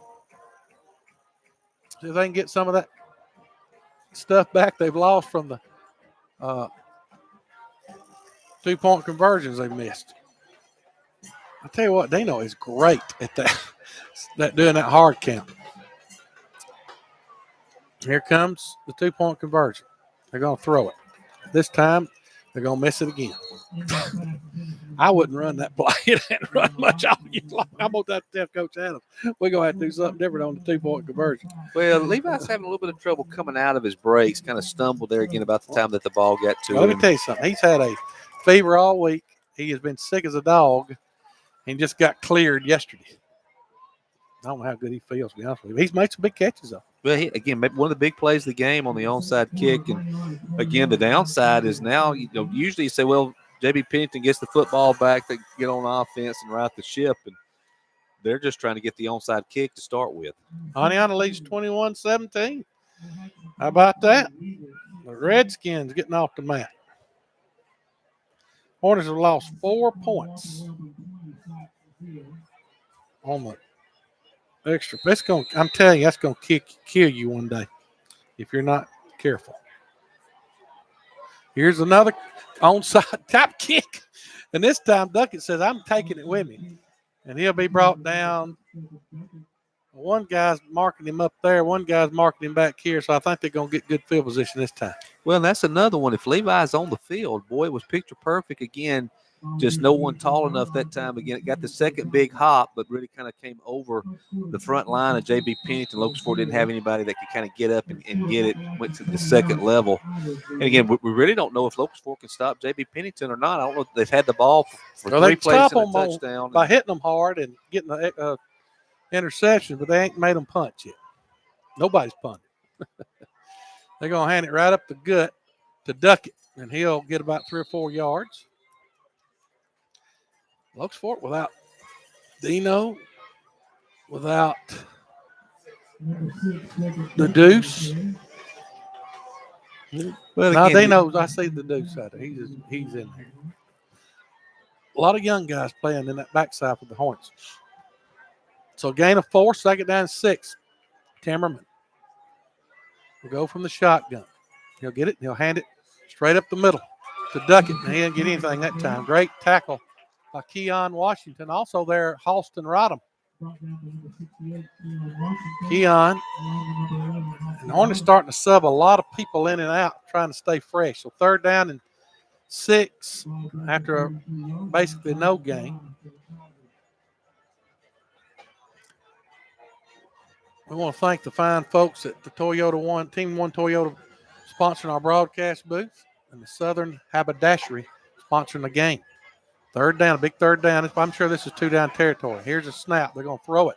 And they'll get, almost another interception and almost a decapitation. But Dino done a great job of holding up. I thought he was going to get not a late hit, but a roughing the passer, but he held up and helped him up. So, well, again, Ammon, that's a play that Ammon will have a tough time going to sleep over tonight. The ball hit him right between the 5 and the 2. He still has. He don't get many interceptions. No, he don't get many opportunities to catch one like that. But again, it was one if the quarterback would have held it one, just another second later. Yeah, it was going to be a bad scene in the backfield. Dino, you could see him coming. Now 4th and again a big play for this J.B. Pennington offense to extend the drive. They're going to throw it, and they're going to pass it complete. A good pass completion, and he's off to the races. And a big stick that time by Connor Bartlett, but Charlie B's 1st and 10, and a great pass that time by Connor Timmerman. Yeah, really good patience. Again, kind of ran to the inside slot guy, just kind of went to a stick sit-down route. Good throw and catch. Locust Fort's defense even looks a little bit tired. And again, the defense hadn't been out very long for the game, but most of them plays offense as well. Both these teams do. Locust Fort right now looks a little bit tired. 3 receivers to the right, 2 to the left. Here comes an inside handoff, and it's going to be brought down for no gain, I don't believe, as they tried to get it to number, I think it was number 5, Josiah, or who was that? Number 9, Cooper Mount. Yeah, he came kind of again from an outside slot position, kind of the little jet sweep. It's more kind of a jet power where he was going to kind of just hand it off, try to get up in between the tackles. Locust Fork did a good job. Again, that front 4 of the Locust Fork offense getting penetration for a short gain, well, really for a short loss. Yeah, about a yard loss. 2nd down. Here's Connor. And they're going to throw an inside screen. And he's going to get it inside the 10, and he'll be knocked out of bounds. A great call and a great completion and a nice run. I am having a hard time picking up those numbers. I apologize. I believe it was Coover that time that the pass was complete to. Yes. So Josiah Coover getting the 1st and goal. Ball at about the 4-yard line, looks like. So 1st and goal for the Tigers as they try to punch one in here before halftime. 4:44 to go. Hornets look a little confused on defense. They'll snap it directly to Josiah Coover, and he'll walk in the end zone. Touchdown, Tigers! As Josiah Coover getting 4 yards and a nice answer that time. A big 4th down conversion, and it's 31-14. Here come the Tigers. That was a big answer, Jeffrey, by the Tigers. Yeah, and as you said, a big 4th down conversion.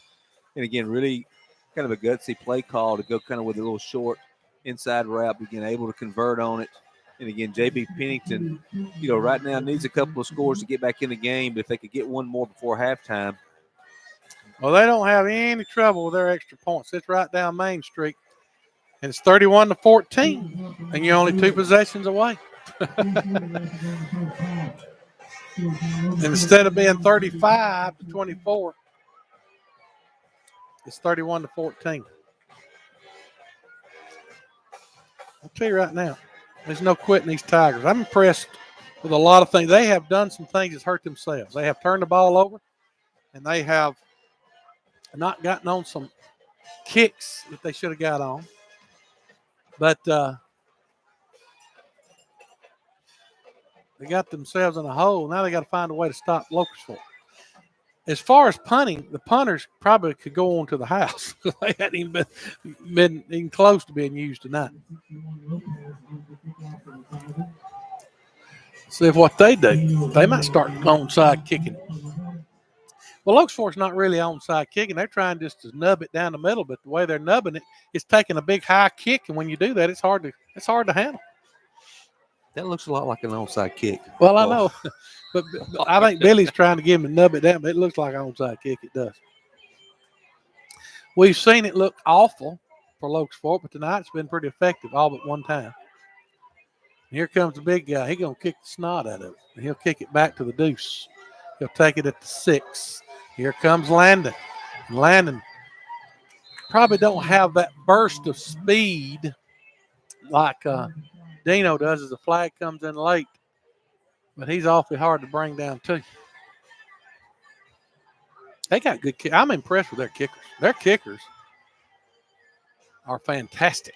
Well, we certainly hope, if you're a Locust Fork, fan, you hope to see their punter, see how good their punter is a couple of times. I know give he's him good. A couple of opportunities. Wouldn't hate to see him get off 2 or 3 boomers. He was all county punter last year. Yeah. Jesse Amos. And again, 4 minutes, 34 seconds to go in the second quarter. Again, I think it's a huge drive for Locust Fork to try to go down and get points. The last thing Locust Fork can do is really give the ball up, let J.B. Pennington get a score on the board with them getting the ball coming back in the second half, because, as you say, you can find yourself in a one-possession game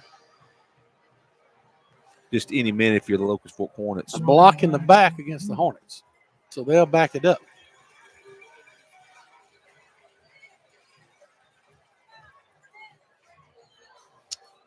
So let's see where they're going to spot it. At about the 14, so the Hornets got to go a long way. 1st and 10 for the Hornets. 4 minutes, 34 seconds to go in the first half. They lead it 31-14. And they'll go with a hard count. This time there is no movement by the Tigers. Sometimes you get ahead early and you don't play with that same intensity. I'm telling you, this is a Tiger team that's not going away. You better keep scoring if you're the Hornets. A bad snap. Here comes Dino. Somehow or another he gets it, and he'll throw it complete. Nobody. Well, they're going to say probably ineligible. Have a lineman downfield. Well, they're all behind the 20-yard line. Well, again, ball snap at 14. Yeah. I think, again, they had linemen downfield. How many yards you got on that? How many yards do they give you on that? I forget. Is it You 3 talk about yards or 4? penalty? Well, yeah, I'm not sure. It's different almost at every level. But yeah, they've really something that they've cracked down on with the RPOs and all, and linemen getting downfield. You can thank Gus Falzon for a lot of that, having that penalty now. Well, Dino has so much. I guess you call it ball sense. See, I wouldn't have even thought about that. I just got me some. It was a terrible snap, and right here you can give up a touchdown with a terrible snap. You got to get a good snap right here. So that'll back it up to the. Where are they at? The 9 now. Yeah, 5-yard penalty from the 14 would. So be 9-yard line.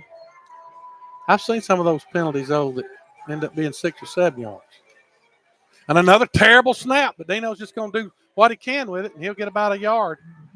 And that's it. That's back-to-back terrible snaps by the center, and the Hornets lucky twice not to put it on the ground. Well, that time the snap was on the ground. Really kind of just rolled back to Dino. Again, just not getting anything on the snap. Again, brings up 2nd down and long again. And as you say, you really don't want to give the ball back to J.B. Pennington here at the end of the half if you're a Locust Fork Hornet. 3 minutes, 26 seconds to go. 2nd down and 15. And they'll do the hard count again. This time they don't get any help. Here comes the snap. And they all got get him them again. I believe that it's against them. So I don't know if they have to do up downs. Yep. Yeah. I tell you right now, Dino is so good at that. I don't keep saying it, but gosh, he must be like Houdini out there. Pennington's going to be wore out from doing up down. I'm getting tired just watching them. I know. I need to do some up down. So now, instead of it being 2nd and 14, 2nd and 10 or 15. So they get that loss back on the bad snap. And they'll do that hard count again. I keep doing it too. I don't know how many penalties. I don't know if they're keeping up with that good on those stats, folks, all there or not. But now they'll send a man in motion. So 2 receivers on the left, 2 on the right, 9 seconds on the play clock, 2:40 on the game clock. Ball sitting at about the 14-yard line. 2 seconds, 1 second. Now call timeout. So that's the 2nd timeout of the half. We'll take it with them. A Locust Fork Granite timeout. 2:32 to go in the half. We'll be right back. Ace is the place with the helpful hardware, folks. Weathers Ace Hardware has incredible deals on the top brand tools you need to tackle any project. Right now, when you buy select Milwaukee M18 power tools, you'll get an M18 red lithium battery for free. That's a $159 value. Stock your workshop with select Craftsman hand tools and accessories on sale today at $14.99 each. We're around the block with the best brands and tools in stock. Weathers Ace Hardware. In 5. This is the place with the helpful hardware, folks. Welcome back. 2:32 to go in the first half. It's 31-14. Locust Fork leads J.B. Pennington. It's 2nd down and 10. Ball's at the 14-yard line of the Hornets. A couple of penalties and bad snaps have hurt the penalties have hurt the Tigers. The bad snap has hurt the Hornets. So you got 3rd and 10. If you get one more first down, you probably get to halftime. But you may look to score here because Locust Fork's awful lethal when they get Dino out and open.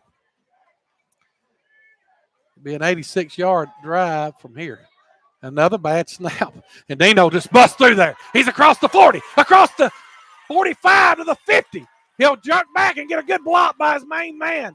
And he'll go up and around and all the way down into the end zone. Touchdown, Dino. Do it all, Embry. And there is people laid out all over the place by the Tigers. And Dino, that is his. I hate you're not going to sit on that. I hate you're not going to sit on that video because I couldn't turn it fast enough. But that was as great a 86-yard run. The last 10 yards as you will ever see. He is fantastic, and he's running right up the gut. Well, again, give the offensive line credit, getting him to the second level. Then the Locust Fork receivers had the defense spread out. There wasn't anybody there. Ball at about midfield, and Dino made a move to the outside, and then credit Levi White. Really did as good a job of stalk blocking as you'll see. Ended up with a defender on the ground, and again in pursuit, Pennington able to get back over the top of Dino, and Dino really just kind of stopped. And kind of one stop, kind of a little jump hop, and then back into the end zone. Unsportsmanlike conduct on J.B. Pennington at the end of the play will be forced on the kickoff.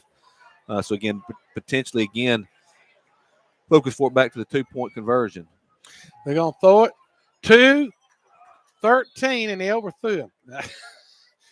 As they tried to get it to Levi White. And, buddy, we have been consistent. We have missed 5 extra points. That's almost a touchdown that you're giving up by not hitting your extra points. And it's with 2:17 to go, it's 37-14. Unbelievable, Jeffrey.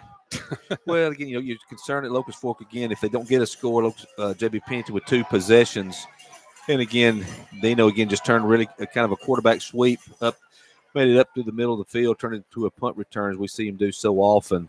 And then again on the unsportsmanlike conduct, Locust Fork will be kicking off from their 45-yard line, and so now even if you recover it, the ball will be around the 35. J.B. Pennington will have to go much longer distance.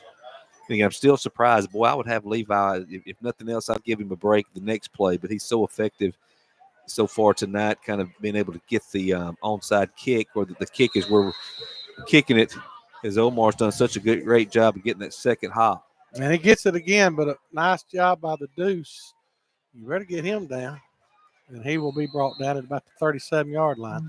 Want to give my man Jalen Bullard a shout-out with Bullard Roofing. He said he'd get David Ham to cover his sponsorship fee. I tell you right now, I love Jalen. Whole Bullard family, great people. They got a boy playing out there akin to the Bullards. Abin is a heck of a player. Now we got another penalty. I ain't never seen so many penalties in my life. A dead ball, personal foul against Locust Fork this time. Well, Billy's not going to like that. Billy's going to have a heart attack. Just a lot of silliness. Well, and that's where you've got them at the 40, really the 42, 43-yard line. You get a personal foul, now they're going to have the ball at midfield with 2 minutes and 10 seconds to go. And we've seen the efficiency that they can have when they don't turn the football. Well, I guess they're going to have the ball past midfield now. Well, will they? They'll be at the 46-yard after you finally get them pinned in a little bit deep, and then they got plenty of time. I think they got 2 timeouts left. Here comes Timmerman, and he'll make a man miss. He looks like Houdini. Now he'll let it rip down the field and get the catch, and he will waltz into the end zone. Touchdown. A great pass play by my man, and he has been fantastic, Connor Timmerman. And I believe that was Cooper. We'll get one-play scoring drive. Don't take you long. Again, we may not get out of here much earlier tonight than we did last week, even without the rain and the delay. Again, turnovers and, again, really defensive deficiencies kind of on both sides of the football. And, again, really a good job by the quarterback to maintain, his eyes downfield, get outside the Locust Fork defense, but then just not a very good job in coverage or tackling by the Locust Fork secondary. And here's a snap. The kick is up, and it is right down Main Street. And it's only a 16-point game. 37-21. Instead of a 21-point lead, you got a 16-point lead. And I'm telling you, they get the ball first to start the second half. It's not over. This has been as ugly a first half with penalties and turnovers. As you can see, there have been some hard hits and some great offensive plays made. That's a great pitch and catch right there. I couldn't tell who the defender was, but he made the defender look bad on that particular play there. He was a little bit out high, but then he didn't wrap up in a nice run. And I wished that I could see those numbers when they're on the far side, but I can't. I apologize. So it'll be kicking time for the Tigers, only down by 2 scores. If I'm their coach right now, I'm saying, guys, we played terrible, but we're only down by 2. But we got to find a way to stop them. I'm not sure what their coach may say at halftime. And to your point, as bad as they played and the up downs that they've done, Locust Fork off the field without a score. It's a 2-possession game. They can come out and score, make it a 1-possession game. Mm-hmm. But there's 2 minutes to go in this half, and Locust Fork's got time to score. And they'll kick it back to, this time it'll be to Dino. Here comes Dino. Can he return a punt or kickoff? He almost did. He almost got through there. He got to about the 30. Great job by the Pennington Tigers to get him down. And so the Hornets will have 1 minute and 50 seconds to go. As I love the band director from JB Pennington. She came up behind me a while ago.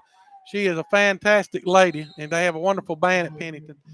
And I appreciate her coming up behind me. Just a great lady doing a great job with some great kids. So we got a lot of great kids in this county and great schools. 37-21, 150 to go. Here comes Dino. He'll take it. He'll bust it right up the gut, and he'll turn around. Nothing there. And here comes Dino to the 30, 35, 40, 45, 50, 40, 35. Has he got enough gas in the tank? Yes! Touchdown, Hornets. Unbelievable. A 70-yard scamper. And it's 43-21. Dynamite. Do it all. Dino. He's got to have 400 yards at halftime. And you ain't going to get that on the video camera either. Well, you're going to start turning that thing, bud. The play was designed to go straight off the right guard, kind of tackle. Nothing there. Again, J.B. Pennington did a really good job of stalemating the line of scrimmage. Dino just reversed his field, picked up the line of blockers, and ran through the tackle of a would-be tackler at about the 20-yard line. Looked like was gaining ground, but again, just credit Dino. Nice effort getting the ball out in open field again and doing what Dino does. They're going to direct snap it to the deuce, and he will fall. I don't know what our 2-point plays are, but they don't work. The extra points don't work, and we just keep getting further and further behind on that. 43. That's 6 points. You've lost a whole touchdown now by not being able to kick an extra point. They got time now. The scoring recap, a 70-yard run for Alabama Beds by Dino Embry. What has he got, an 86? A 70, that's 156. I know he's got to have close to 300 or 400 yards rushing, and he's got a lot of yards passing. Yeah, well, about the time I said that they've done a great job of stalemating Dino in the running game, Dino has went off with several long runs. And again, a lot of just kind of one-man efforts. I still go back. The receivers doing a great job of blocking downfield, maintaining their blocks, not giving up on the play. And as you said, minute 34 seconds, Locust Fork by no means out of this half yet without giving up another touchdown. And they're going to get that kick, and they'll get it right at midfield.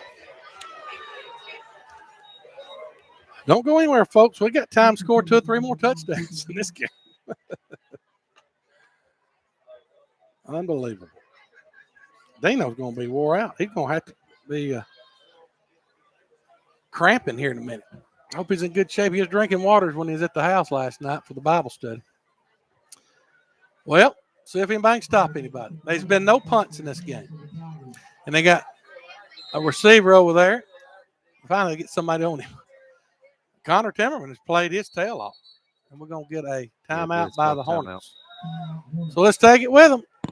Don't go quick. You better go quick because they might score. Locust Fork granted timeout. It is 43-21 with 1:29 to go. We'll be right back.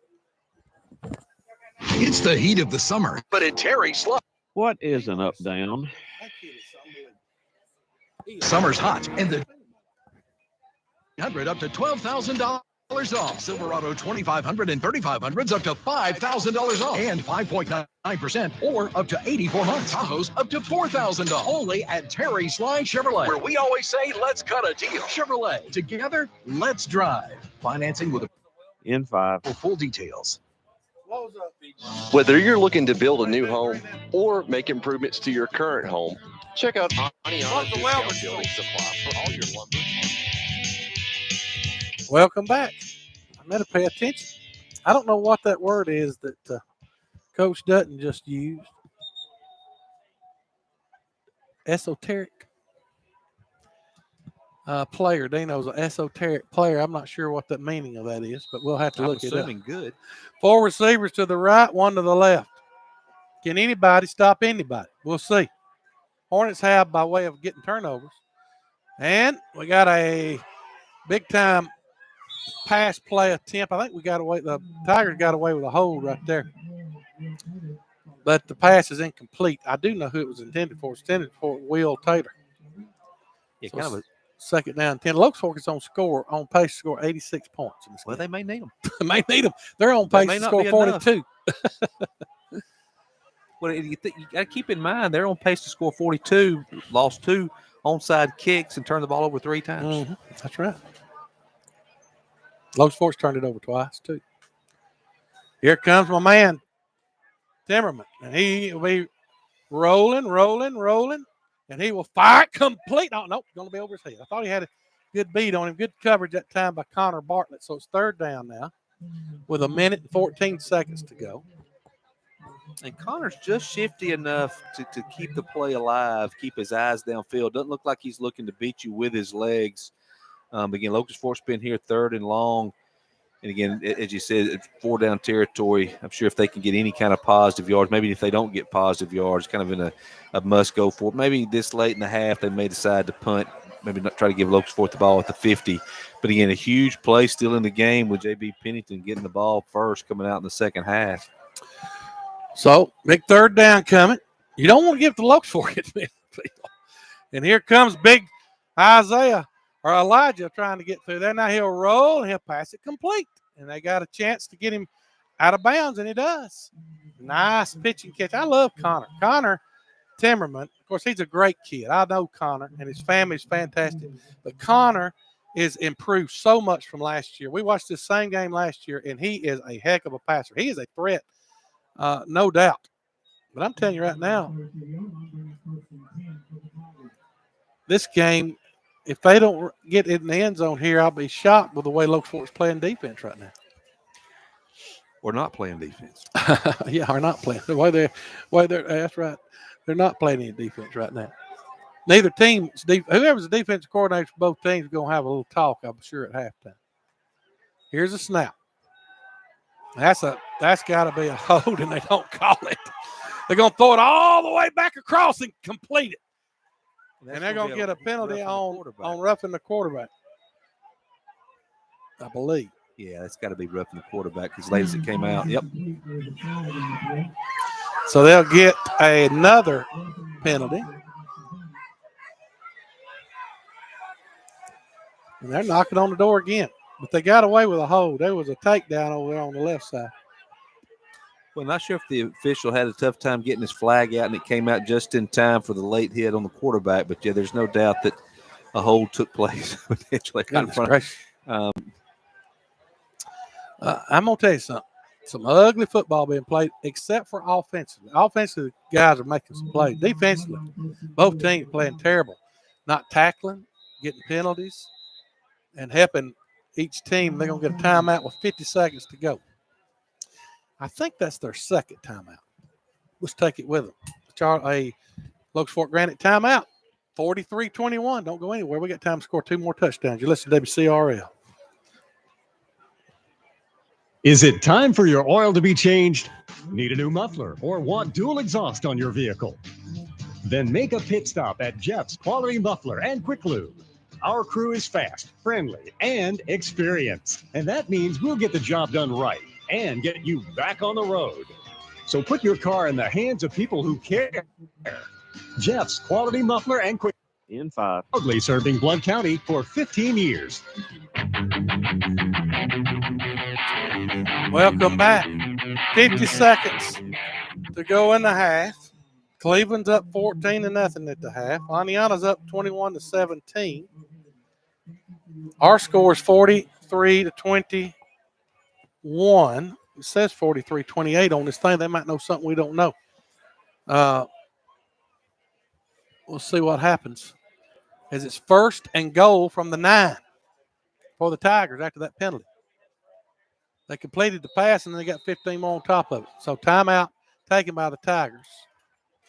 Let's see what they do here. They're going to run a little option. And he's got nothing but green grass, and he'll go in the end zone. Touchdown. Connor Timmerman. And here come the Tigers right back. Unbelievable. Great job by the Tigers. I tell you right now, Connor is really showing me a lot, Jeffrey. Well, again, credit J.B. Pennington had the rough, first 3 quarters of the first half. Again, Locust Fork with a big lead. J.B. Pennington able to come back, reduce the turnovers, and again, claw back. In fact, and the extra point attempt is right down Main Street. And they cut it right back. They gain a point every time we score a touchdown. Yep. It's a 15-point game. So, and they get the ball first in the second half. But the Hornets have got 44 seconds. Now, I don't think they got any timeouts left, though. So, you got all kind of time to get a – this has been unbelievable.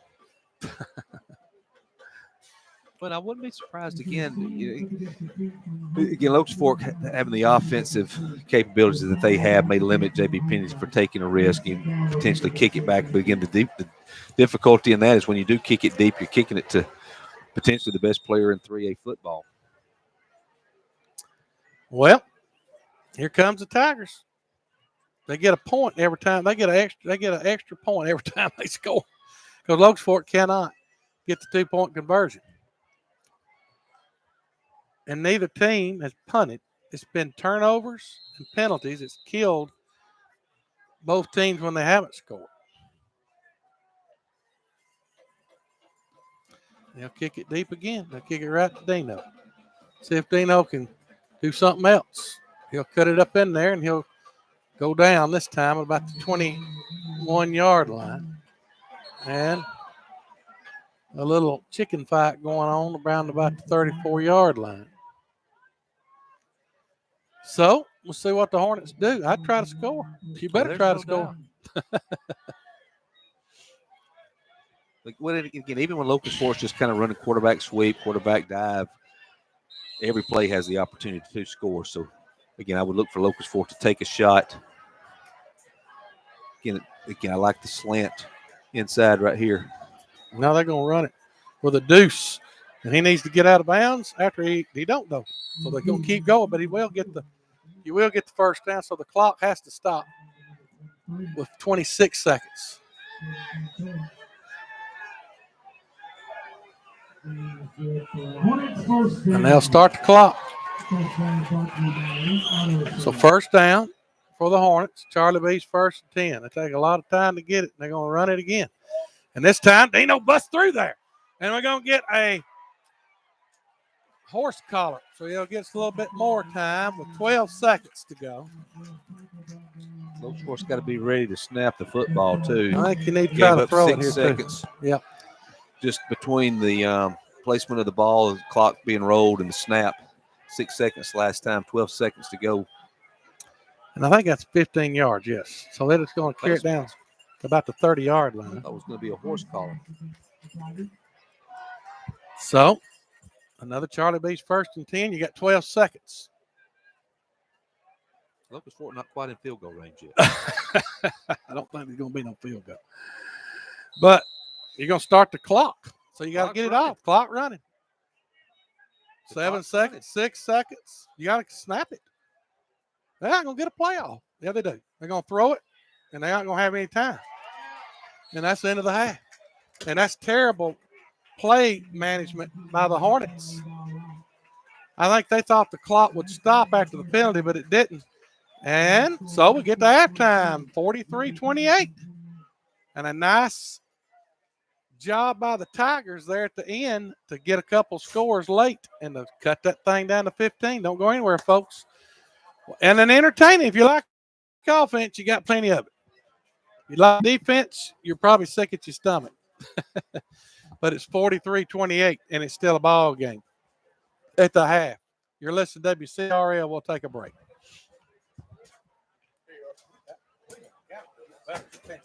Cover more ground and get more savings on the fast, durable Kubota Sidekick. Gas-powered with the top speed of 40 miles per hour and outstanding acceleration and handling with cargo. All backed by a 2-year, 1,000-hour warranty. Get the Sidekick now for 0 down, 0% APR for 36 months or save $1,000. Now through September 30th. See us or go to KubotaUSA.com for full disclaimer. Your Kubota dealer in Aniana is Blount County Tractor.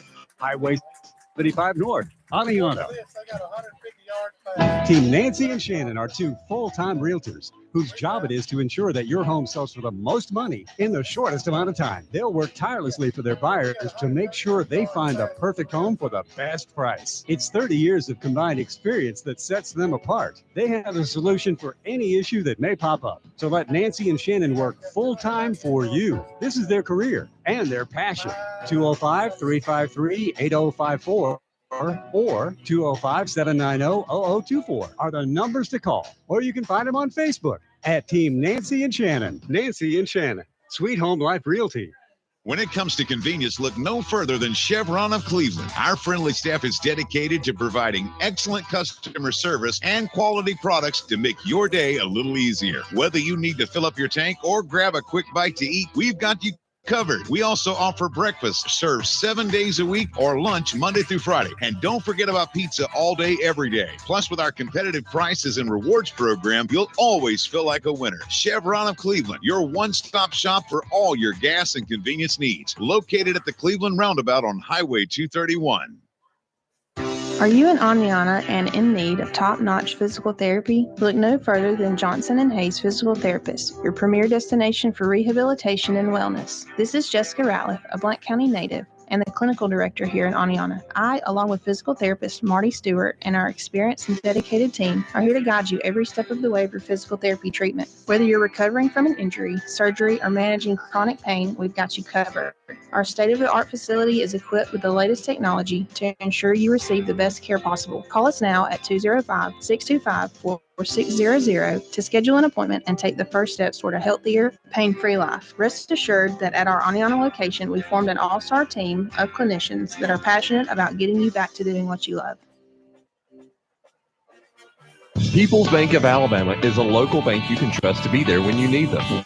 We are your neighbors, friends, and family. Whether you're a team player or a coach, a member of the band, or a cheerleader on the sidelines, or a fan in the stadium, the People's Bank of Alabama team is proud to be a supporter. We have been a part of this community for over 40 years. This is where we live, work, and play just like you. From People's Bank of Alabama, here's to a winning season. Member FDIC, an equal housing lender. It's football time in Alabama. The players are hitting the field, the cheerleaders are firing up the crowd, the drum majors striking up the band, and we all stand for the national anthem. This is Congressman Robert Adderholt. While you cheer your favorite team this season, I'll be on President Trump's team shaking things up in Washington. When we stand on conservative principles, it's a win for everyone. I'm Robert Adderholt, now through this message. Paid for by Adderholt for Congress. Time is 8:32, clear in Oneonta. The temperature is 76 degrees.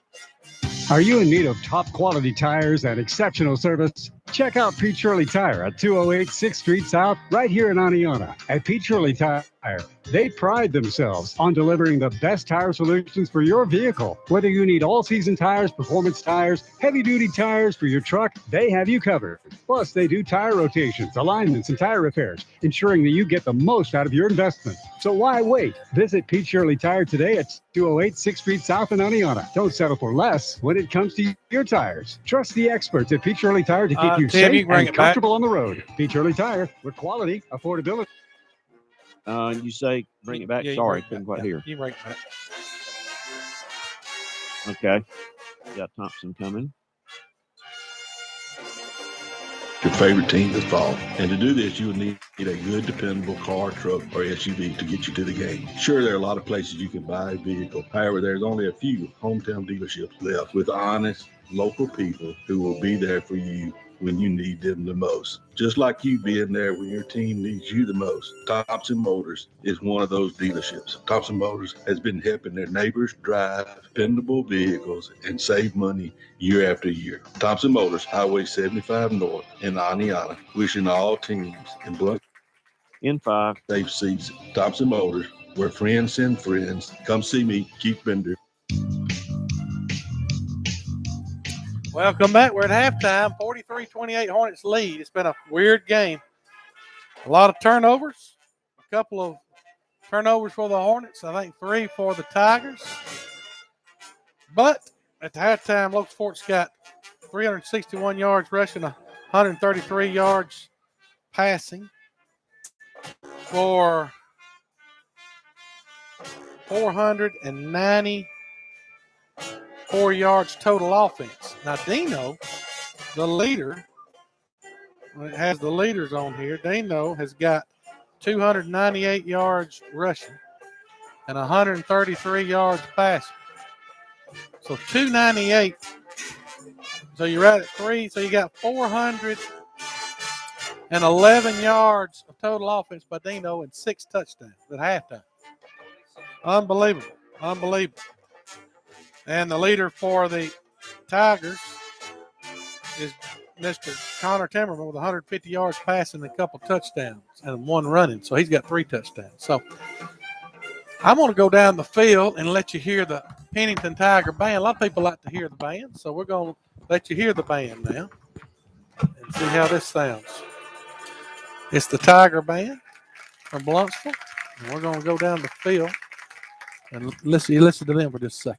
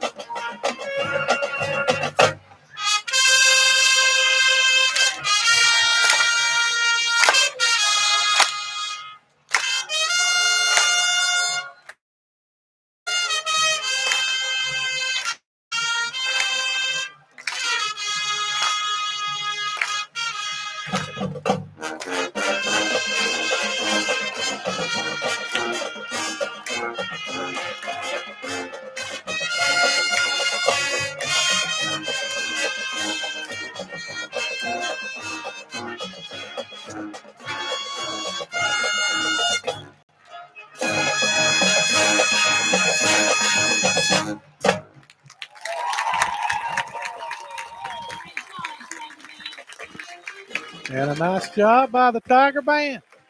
We'll take a quick break. Halftime, 43-28. Hornets leading. We come back, maybe we'll get a little bit of the Hornet Band. You listen to WCRS.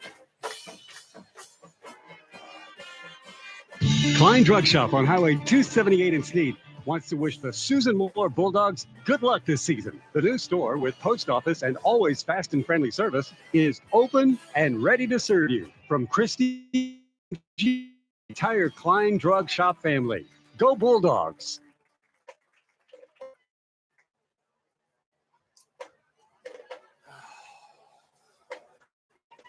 Are you tired of living in discomfort? We have the solution at Doyle Heating and Cooling. As your local Trane dealer, we specialize in the installation of systems designed to maintain your perfect comfort level regardless of the season. These systems are exceptionally efficient, ensuring that your environment is always just how you like it. In addition, we offer an unbeatable annual maintenance plan tailored to your specific needs. To find out more and get started, visit our website at doylehvac.com or just give us a call at 205-559-4256. At Doyle Heating and Cooling, your comfort is our objective.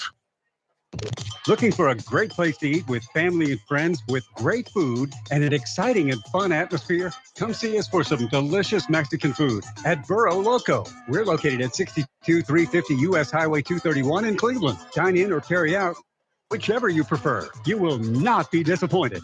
Burro Loco, wishing all the teams in Blount County a great season. When trouble strikes, Glover Wrecker Service delivers. Family owned and operated, serving Blount County and surrounding areas for over 35 years. Glover Wrecker Service offers fast, friendly, and affordable towing service 24/7. Need a jump start or lockout assistance? They've got you covered. When you need a tow, call a pro. Call Glover Wrecker Service at 205-625-4186. 205-625-4186. When the storms damage your house, there's only one name you should trust: Royal Roof Contractors. With 30 years experience, Royal Roof can ease your mind with free inspections and free estimates to your damaged home. No job is too big or too small. So next time when the storms damage your home or need a new roof, give Royal Roof a call. 274-ROOF. That's 274-7663. Alabama license number 22559. Team Sports and Apparel in Aniana is your one-stop shop for all your team and corporate apparel. From screen printing to logo embroidery on hats, jerseys, and so much more. Does your company need a new corporate logo polo shirt? Maybe you need yard signs or political signs. One call and Bring it that's back, all. Tim. 205-274-4303. You bring it back. R&S Team Sports and Apparel. Okay. Chevrolet in Aniana. That's 205-274-4303. R&S Team in 5 Apparel. Welcome back. We're at halftime. 43-28. We're going to go down to the field to hear the Emerald Night Marching Band for a minute.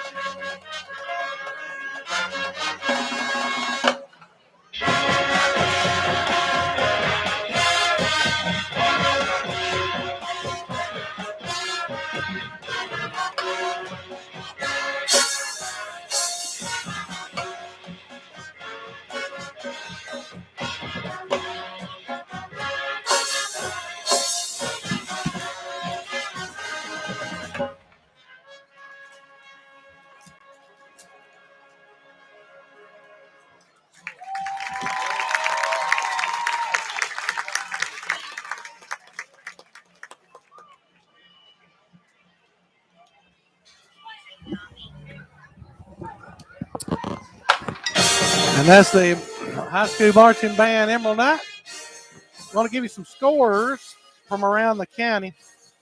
The other scores is 52-0. The last score I heard in the Susan Moore game. Appalachian was up 34-0 at halftime over Ider. Cleveland's up 21-0 at homecoming. The last score I got on Aniana was 21-17. And hopefully they're still winning that game. So everybody, and the last score I got in the other game with Hayden was 32-0. But right here, Jeffrey, it has been a game filled with penalties by both teams. It's been a game filled with turnover. Pennington's turned it over. We got 2 fumbles and an interception, and they've lost 2 kicks. So that's 5 possessions. Locust Fork's lost 2 kicks and 6. They lost 2 turnovers, an interception, and a fumble.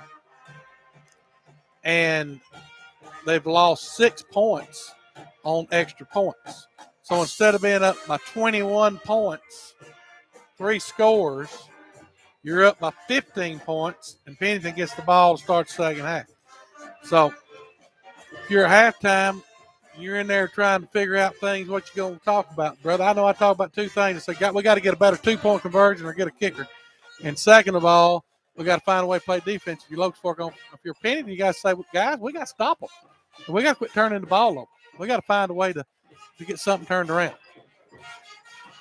Well, I'm sure part of the conversation started out with we got to stay on side for the health of our football program. We've got to stay on side for Pennington. For JB Pennington, and then again, it really comes down to which team can get a stop in the second half. I think it's critical for Locust Fork to come out and somehow find a way to get a stop. Or if JB Pennington goes down and scores, I think it's almost going to come down to who gets the ball last in the football game. And as you say, 6 points simply in the extra point game.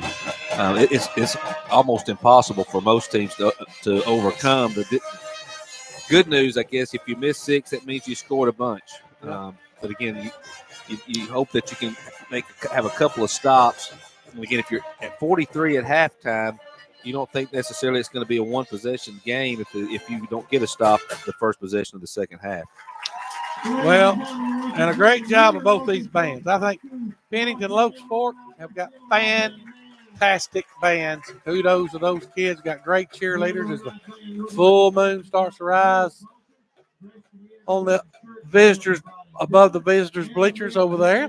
And it's a beautiful night of football. There's a crowd of people here. This is a big crowd for this football game. So I know that Locust Fork needed it, and because of last week's gate, because of the rain. It was a terrible night of football last week. We have watched 2 of the craziest games I've ever broadcast. Last week, with all of the rain and lightning and all that stuff, and this week with all of the scoring, I would say turnovers and up downs and penalties and everything. It's just been it's definitely the most up downs we've ever seen in the football. Oh yeah, there's no combined doubt in our 11 years experience of doing games. Well, there comes a time, I think the difference, a lot of people say, well, what's the difference in last year's team and this year's team? I think this year's team might be better offensively, but they're way behind last year's defensive team. And they're going to have to find, if they're going to continue to be successful, and they got a long way to go before they're going to win this game. But if they are going to be successful and make a run at beating people for the region championship, they got to have to team the defense up. I'm just telling you, because they are. Both these teams went through each other like somebody said that coached at the University of Alabama crap through a tin horn, but and it's been like going through butter.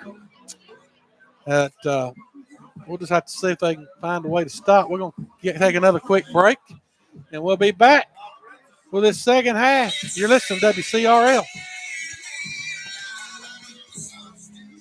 At Blonde Awards and Engraving, we're your local source for awards and recognition of all kinds. We provide quality products at competitive prices in a timely manner. Come see us at 316 First Avenue East, right in the heart of downtown Oneonta. We're open Monday through Thursday from 9 a.m. to 5 p.m. and Friday from 9 a.m. to 12 p.m. Give us a call at 205-625-6100 or visit our website at bluntawards.com. Your hometown awards store. Recognition for any taste and budget.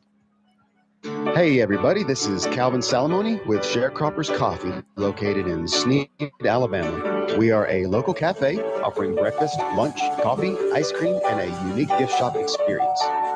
Visit us on Facebook and Instagram for the latest on our community events and seasonal specials. We are open Monday through Saturday, where you can join us in our cozy southern environment and meet with friends, have a business brunch, or take your grandkids for ice cream. We look forward to seeing you and serving you here in Sneed at Sharecroppers Coffee. At Hometown Bank, you're a person with individual needs, and we're here to serve you in the community that's also our hometown, delivering a personal experience through convenient interaction. At Hometown Bank, we pride ourselves to be a modern bank with old-fashioned values. Visit our website to find out which one of our 4 locations is closest and most convenient for you, or give us a call at 205-625-4434. At Hometown Bank, we're more than a bank. Sometimes it's hard to enjoy the present if you're worried about the future. That's why it's important to ensure your future and your family's. State Farm can help you do it thanks to its financial services and to agents like me, Kim Lee, who can personally advise you on which plans better suit you. If you want to continue enjoying your same lifestyle, if you want to make a business or personal investment, Tim, or if you're thinking about your children's education, State Farm's financial services are a great way. Okay. Protect your family and prepare for the future by calling me, State Farm Agent Kim Lee, at 625-4141. N5.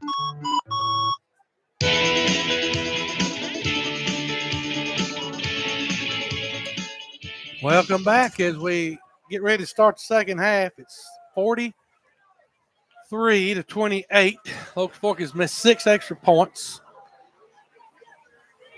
And, you take extra points for granted in a game, and it can cost you. Could easily be up by 3 scores, and now you're up by 2. I think there's probably both coaches going to be upset at halftime.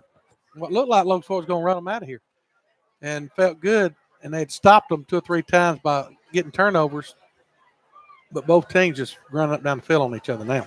I mean, you got one player that's rushed for 298 yards and passed for 133 and got 6 touchdowns. That's tremendous. And you got another player that's got 3 touchdowns on 150 yards passing. The only good thing I thought Locust Fork did, they did hold them to about 30 yards, and I think it was 30 yards in rushing at the half. But now they have not stopped them throwing it. So Locust Fork will kick. It'll be Aguilar kicking off for the Hornets. And it will be back. It will be number 3, Aaron Lynn. I think behind the Hornets. We're going to go the opposite side. Probably. Now we're going to reverse it back to this side. They're trying to go away from number 5, I think. I don't think he knows what he's doing. I'm not sure that. And they're going to barely get it. He ain't going to go 10 yards. Well, I guess it did go 10 yards. They'll get it to 48. So, the lack of kicking, I never seen it affect a team like it has this team. Have you? No. They got a great punter, but they don't ever punt. Thank goodness. Yeah. Well, you give the guys the ball. You ain't got to go by half. You only got to get. You're going half the distance every time. And when they had to go the full length of the field, they didn't score. So 1st and 10 for the Tigers. 2 receivers to the right, 1 to the left. Kind of a power look here. You're going to take it and run a draw. And they got good running. And there goes Duckett. 10, 11, 12 yards. Nice. It's the first time I think I've seen them in that particular set, Jeffrey. Well, just 2 backs, and again, kind of a delay handoff, as you said, or a draw. And again, really let Locust Fork's linemen kind of run up the field and able to kind of sneak out the back door. Again, big play on first down, ball already inside the Locust Fork 40. And again, Locust Fork's just got to find a way to get a stop and get off the field. Here comes Timmerman, as he has played a heck of a game, Connor.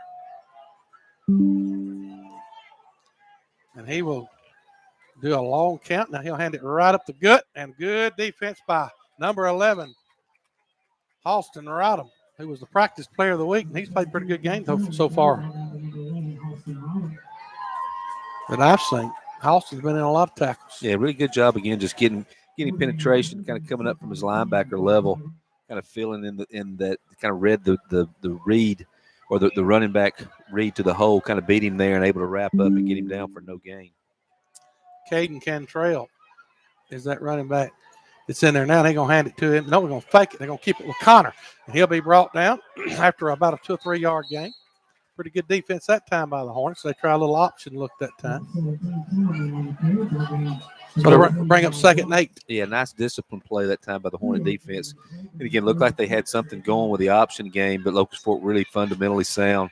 Everybody kind of stayed in their lane, forced the quarterback back up the middle, and in pursuit, able to come over the top. And again, Locust Fork found themselves in this situation a couple of times, kind of third and long and unable to get off the field.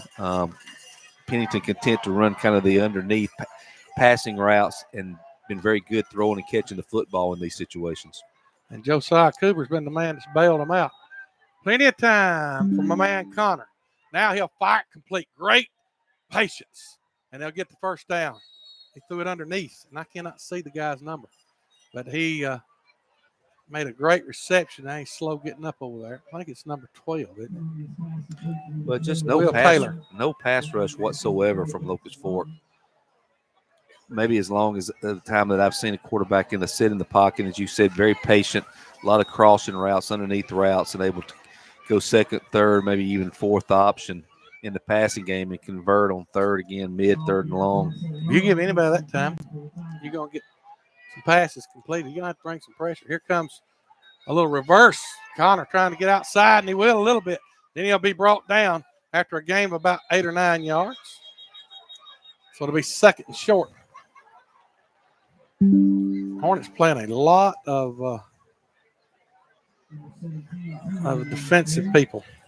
They're trying to find a combination that might get off the field. I guess he got about 7 yards. It'll be 2nd and 3 maybe. Well, they move it up. It might be. It's a long 2. We'll call it. 9:20 to go, 43-28 in the third quarter. Locust Fork has led this game the entire first half. And they got the matchup they want right now, I believe. Josiah Cooper. And they're going to pass it out there to him. And he's going to waltz in. No, he's not. Yes, he is. Touchdown, Tigers. Josiah Cooper is absolutely making that young Hornet back end just look silly back there. But really just nice play design, really kind of easy concept, kind of hit the back, kind of out of the backfield. And again, the receiver doing a good job sealing on the edge, not much pursuit from the safety level. Take a great angle, but then able to cut back up inside and an extra point again to make it a 1-score game. 43-34, 9 minutes to go in the third. Don't go anywhere. Here's the extra point attempt. It's up and it is right perfect. And, buddy, I said they had an advantage in the kicking game. We're going to see if it ends up being the difference. Right now, the Hornets lead it by 8. 43-35. Is neither team has been able to stop the other unless it was a turnover. And there's a lot of work going to have to be done on both these defenses to stop anybody from what I've seen. So 43-35, great answer by the Tigers. Josiah Cooper, and another touchdown pass from my man Connor Timmerman, who is having a heck of a game. See, if you're the Hornets here, if you hit your extra point, you're sitting there feeling good because you're up by 2 touchdowns and you get the ball, and you just kind of swap with them all day long. So Aniana is trailing by 10 with 11:42 to go in the game. 31-21. We're 9 minutes in the third quarter. Because both teams are starting and stopping the ball so much. Here comes the kickoff. And the kicker is going to be wore out tonight from kicking. Jace Putman, I believe it is. He can kick it. He kicks it all the way down to 10. Dino will get it at the 15. And he'll cut through there and be brought down. They do a good job of filling those holes and not giving up a long return. And so the Hornets will get it at the 29-yard line. So 1st and 10, that scoring recap was a pass play to my man Josiah Coover from Connor Timmerman. So here comes the Hornets, see if they can answer the call. No, sir. Good defense by the Tigers. They just blow up that front line right there. Yeah, all the energy right now on J.B. Pennington's sideline. Again, I've never seen a football team lead the cheers to the extent that they just did. Everybody in rhythm, pumped up on the sideline. And, again, the defense responds with a big stop on 1st down. Yep. So 2nd down. I lost a half a yard right there. Hornets going to go with that bunch set to the right. Here comes Dino. He'll roll to the right. Now he'll come back to the left side. And the old 10 stays at home, brings him down, and a great stop by Noah McClendon. Noah McClendon doing a great job at linebacker. Staying at home. And right now, J.B. Pennington just seems to be playing with a little more speed and intensity in Locust Fork. A lot of hands on the hips already for the Locust Fork offensive linemen, really across the way for Locust Fork. Well, I'm telling you, all the mold to me is on the side of Pennington, like you said. Here comes the pass play. They'll fire it, complete, and a big catch by the senior, Levi White. A Charlie B's 1st and 10. The Hornets get a completion up to the 41-yard line. He's got a lot of yards. He's got over 133, I think, at halftime.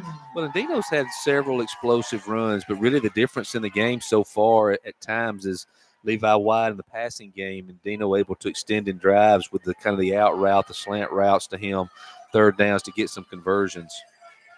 J.B. Pennington just stacking the box to stop the run. And what you do, if you don't stop it, you got probably a touchdown. But that time they're going to smother Dino at the line because they're sending more than I think we can block right now. So 2nd down, 10, no play, gain on the play. You got 2 receivers to the right, and you got 2 receivers to the left. And the 2nd down and 9 with 7 minutes to go in the 3rd quarter.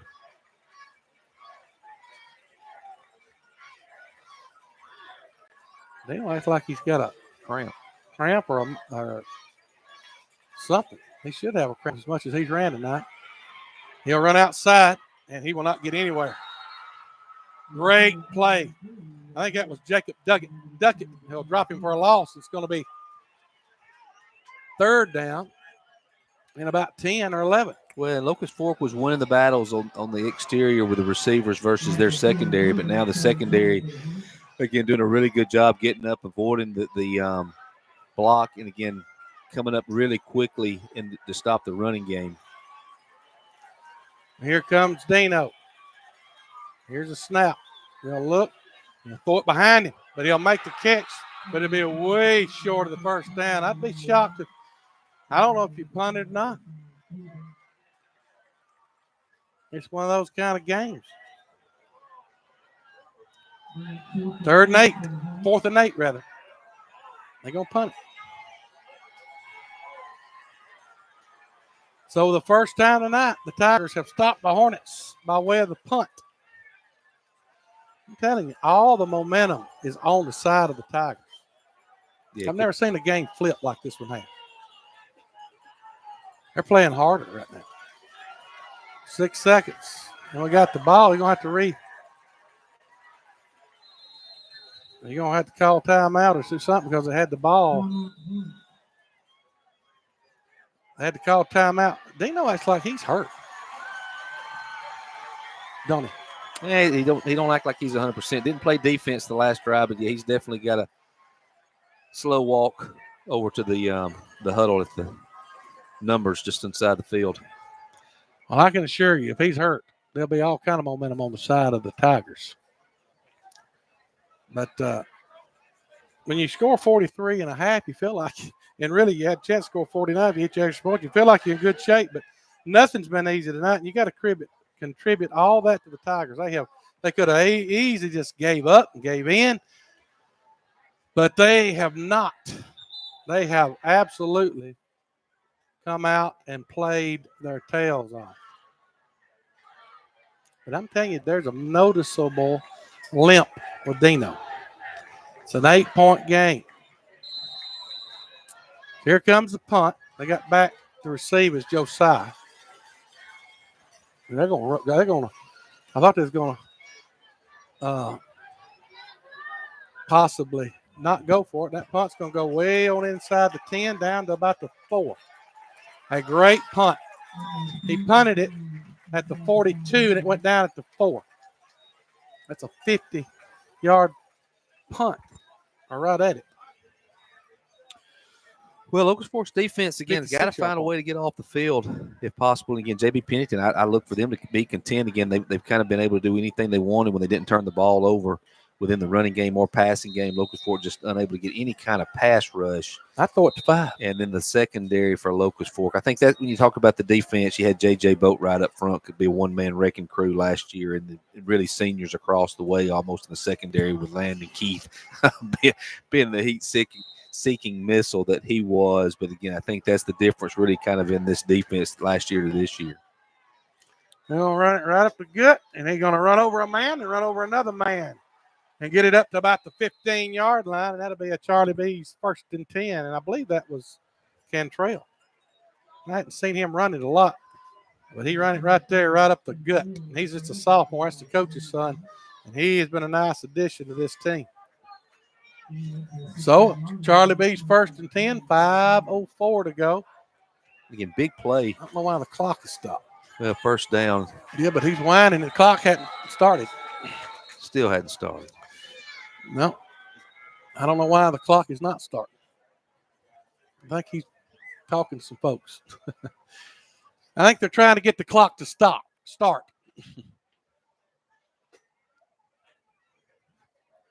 And now they'll start. So 5:00 even to go in the third quarter. 43-35, 1st and 10. They'll hand it right up the gut again. And here's a nice play defensively by the Hornets. And that was Halston Rodham, I believe, or it was at Miles Watts. Miles Watts that time. Making the play. Gain of about 4.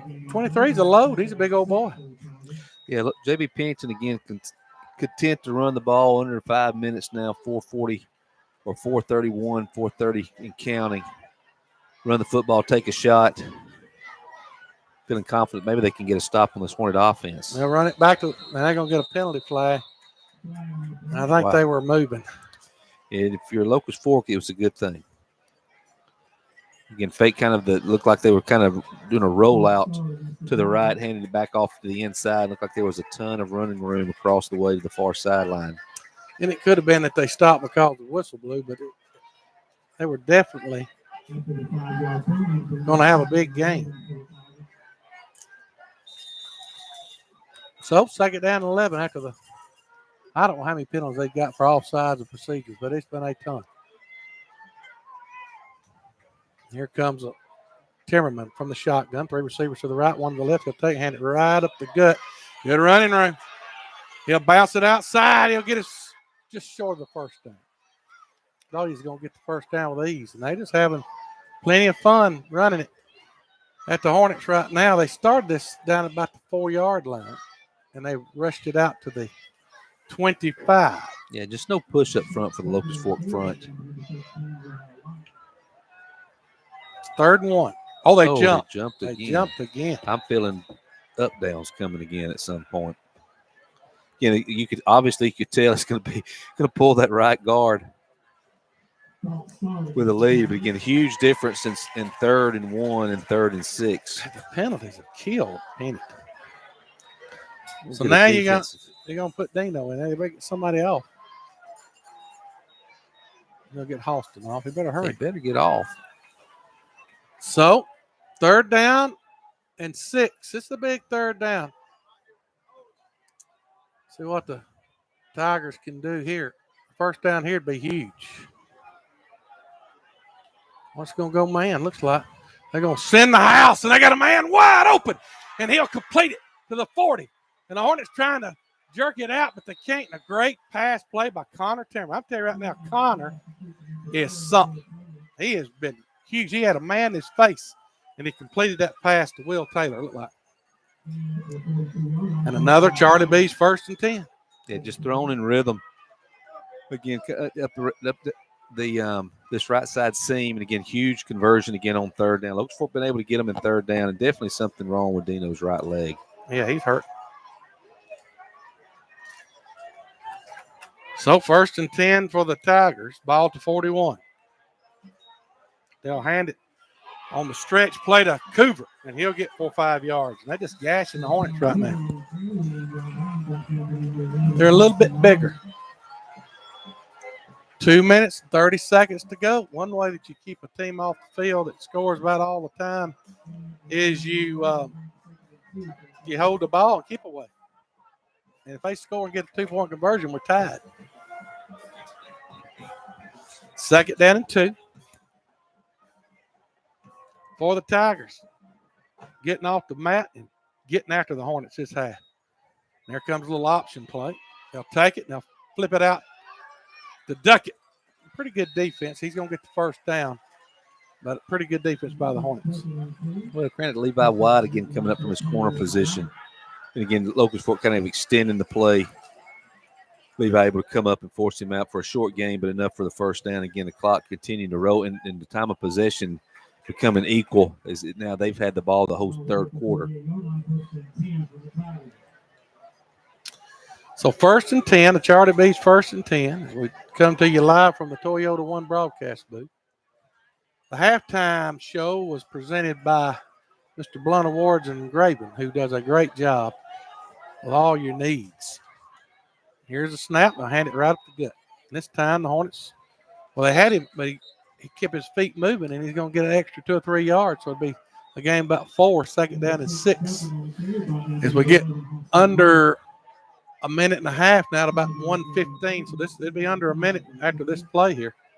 As you said, look, contact made about 1 yard past the line of scrimmage, but again, good push. JB Pennington, again, just right now the more physical team offensively and defensively. So 2nd down and 6. Tigers on the move. With a chance to tie it. They were trailed by 3 touchdowns. And this time they got a screen play and a great job defensively by Levi White. I thought when they first ran that, I thought they might score on it. But Levi White stayed at home, made a big tackle on number 23, Caden Cantrell. Yeah, a little bit of confusion in the backfield. Again, Locust Fork with the opportunity. I thought maybe the ball hung up there for Levi to get there. But again, another 3rd down for the JB Pennington Tigers. Been very successful. Locust Fork's got to find a way maybe to give them a little bit different look. Someone's got to get some kind of penetration if you're the defensive front. This may be one where they're content to run it on 3rd down and again, just get this to the 4th quarter. So 3rd down, they're gonna pass it, and they're gonna sling it out here, and it'll be incomplete, and it'll bring up 4th down with 5, 6 seconds to go in the quarter. I'm sure they're gonna go for it, unless they try to pin Locust Fork deep. Yeah, and I look for maybe for them to try to draw Locust Fork offside, inside 5 yards. The offside penalty for Locust Fork would be an automatic 1st down. And Locust Fork able to get penetration that time. As you said, Connor, he's just sneaky elusive in the backfield, just moves his feet. I don't know if he may do it with his eyes almost as well, but able to kind of break containment, keep the play alive, get the ball downfield. Luckily, that time for Locust Fork, he just overthrew the receiver out of the backfield. Big down right here, 4th down. Here comes the Tigers. Connor rolling around, looking. Look, you got a man wide open. He's at the 20, inside the 15, inside the 10, inside the end zone. Touchdown. Tigers, and they're a 2-point conversion away from tying this thing up. Too much time. Unbelievable. Connor Timmerman has been fantastic. Well, again, credit the offensive line for J.B. Pennington. Just no pressure whatsoever. Locust Fork, and I'm sure just content to play defense in the secondary. But again, got coming over the middle, able to again just so long with no. And again, the clock's not even running. Ton of time since they've scored, allow them to set up for the 2-point conversion. But again, so much time again for Connor to keep his eyes down the field. Got to come all the way across the field underneath second level of the defense, get wide open, and Locust Fork again just doing a poor job tackling downfield in the secondary. And here comes the 2-point conversion. You got a man wide open, but it's knocked away. And somehow or another, the Hornets find a way to avoid a tie. What a job by the Pennington Tigers. You can say whatever you want to. They have got off the mat, and they have hit the Hornets in the mouth this second half, and they've cut it to 2. And this is what I thought would be, to be honest with you, the kind of game it would be. We're going to take a break. They're taking the flag down. You listen to WCRN. Let's talk real estate. Are you buying or selling? Call Richard Phillips with Realty South, and he can help you through the whole process from start to finish with local expertise and 20 years of marketing experience. Richard Phillips with Realty South can market your property to buyers and get it noticed fast. The local real estate market is still hot with buyers looking for homes in our area. Let Richard Phillips with Realty South work with you to sell your home while homes are still in demand. Richard Phillips with Realty South. Area code 404-754. That's 404-789-7154.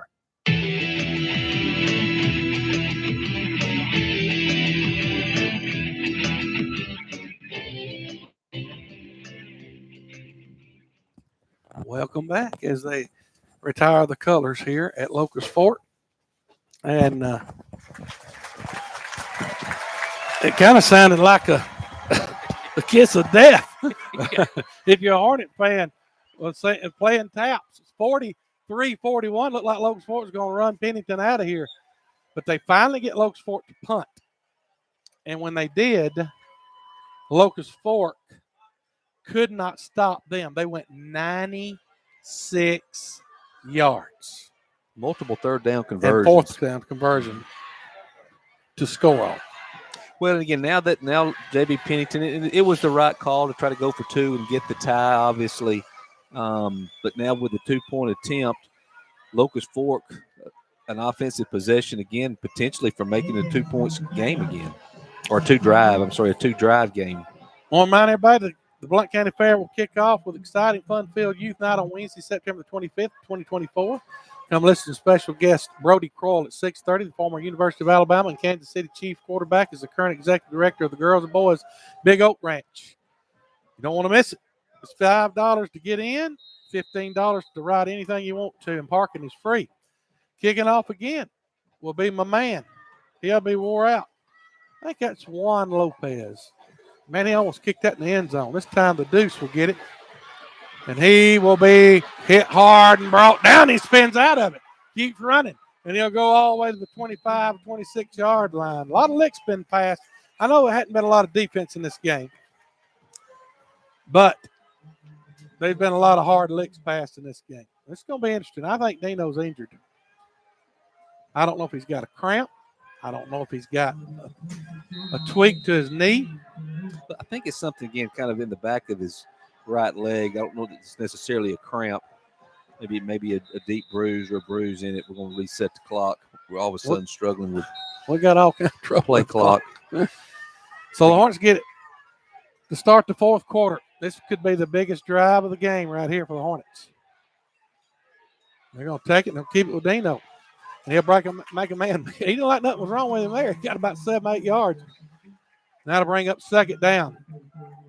for the Hornets. Well, not necessarily a bare look across the front, the total defensive front, but again, 3 guys, defensive linemen straight in front, center, and both guards just taking away the ball up the middle of the field. Again, linebackers, second level, really kind of a 3-4, maybe almost a 3-3 look, and bringing kind of an extended look on the outside with the linebackers, more of a 3-4 look now. Again, really trying to take the run away, but opens up passing lanes.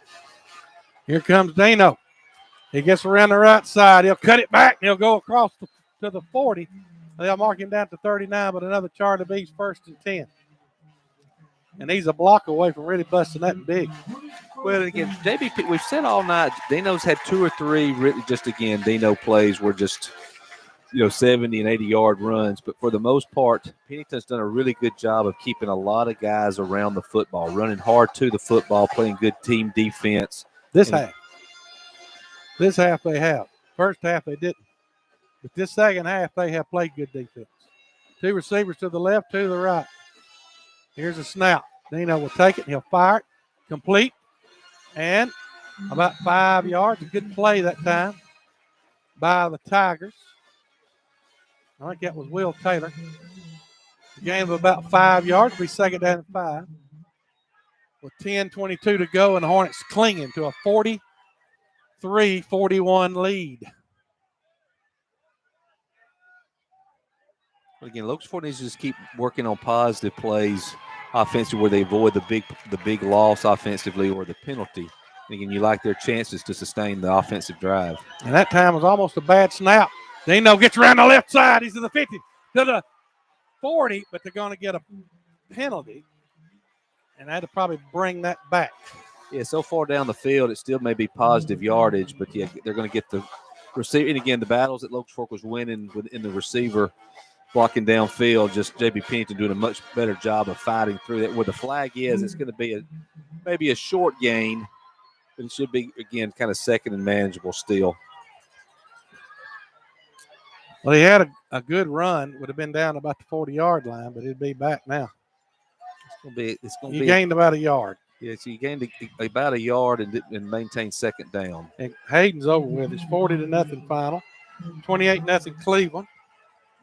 And Alexandria up by 10 in the 4th.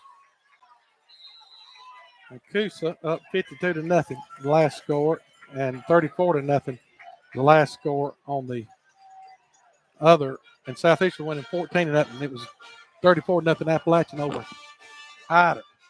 So 2nd and 4. He'll snap it low to Dino. He'll pick it up, make a man miss, and somehow or another get almost to the line of scrimmage. Just a terrible, terrible snap.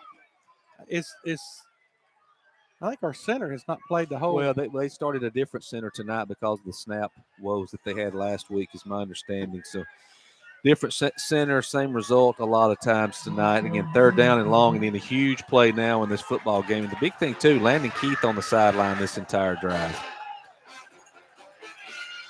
Well, here we go. This is a huge 3rd down. They'll take it. They'll pass it. Complete. Short of the first He'll down. be short. Oh, they're going to say it's incomplete. So 4th down. Looked like he caught it, but he must have bobbled it. And Pennington fans are going bananas, and I don't blame them. Yeah, Pennington's fans are winning the crowd competition by far as well. So 4th down again, long for Locust Fork, 9 minutes, 3 seconds to go. And again, I think if you're Billy, you got to go for it. Play clock at 14 seconds. You hadn't showed a way to stop them. And they're going to call timeout. So we'll take it with them. Hey, Locust Fork Granite timeout. We'll be right back. You listen to WCRL. The Blount County Education Foundation was created in 1998 with the mission to promote academic excellence in Blount County schools. Since then, BCEF has worked to make so many great projects work for our students, including 2 main projects, the Classroom Grant Program and the Summer Learning Program. Join us on September 26th for the 26th Annual Blount County Education Foundation Radiothon all day on WCRL and help us continue boosting children's success in 5.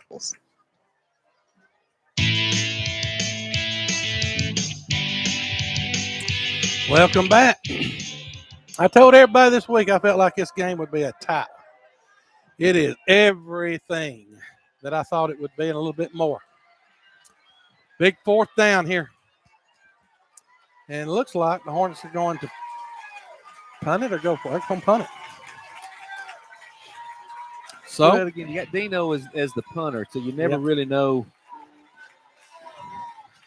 And again, nobody back for J.B. Pennington. I'm sure J.B. Pennington would be content with the punt for Locust Fork. Well, that ain't a punt right there where he's at. No, they're not punting. Here's a hard snap, 9 seconds taken. They're going to go. Dino's going to go to the left. If they can tackle him, then they do. He fumbled the football, and they're going to pick it up. And they're going to say it was down. He was down. And the Hornets have been held again. I think he was supposed to be a punt. I think he tried to do that on his own. Well, it was one play, really credit the defender out in the open field. I think Dino caught the receiver by surprise, trying to maybe go defend the punt when he potentially could have been blocking. Well, here we go. 1st and 10. Tigers with a chance. So they kick a field goal and win this thing.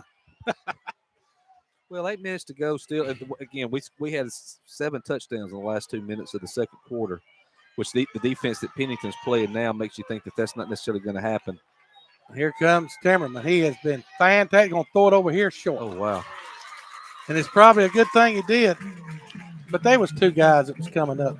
Well, the way we've tackled in space, you still, again, I think that it was well designed. The ball was just a little bit underthrown. They tried to, again, roll out to the right, sneak the back out kind of to the left. Again, you had Landon Keith. I think Miles Watts coming in pursuit, but he would have caught the ball with about 10 yards of space had he been able to get the ball out on time. And again, really 3rd down is where you begin to get worried. Locust Fork on defense tonight. And here comes that Hornet crowd. 2nd down and 10. 3 receivers to the left, 1 to the right.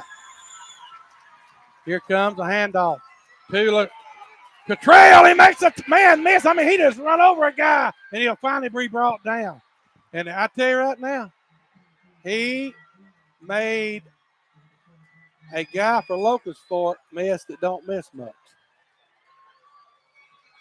Well, just not a fair fight at that point. Just again, outside linebacker came up in pursuit, hit him at the line of scrimmage, and he just ran through it. Caden Cantrell getting a big play here. 8 minutes and 26 seconds to go in the ball game. And the Tigers have dominated this second half. They trailed at the half by 2 touchdowns. And they have scored 2 touchdowns but didn't get the 2-point conversion. They were down by 15. But a touchdown here, and they are going to take the lead. And a great run by Timmerman. And he fumbled the football. Who's going to get on it? I believe they did. And great job by the Tigers to get on that football. Well, and again, fumbled it without much contact. Yeah. Almost looked like he was selling kind of the delayed throw. But again, I think it was just a quarterback sweep. And again, kind of was just very patient in the run, able to get outside. And again, looked like he may have a lot of room to run, but just fumbled the football. What a second half by the Tigers, regardless of what happens. Here's Timmerman. He'll hand it to Cantrell, and a great defensive stop, but he got him just enough for the first down.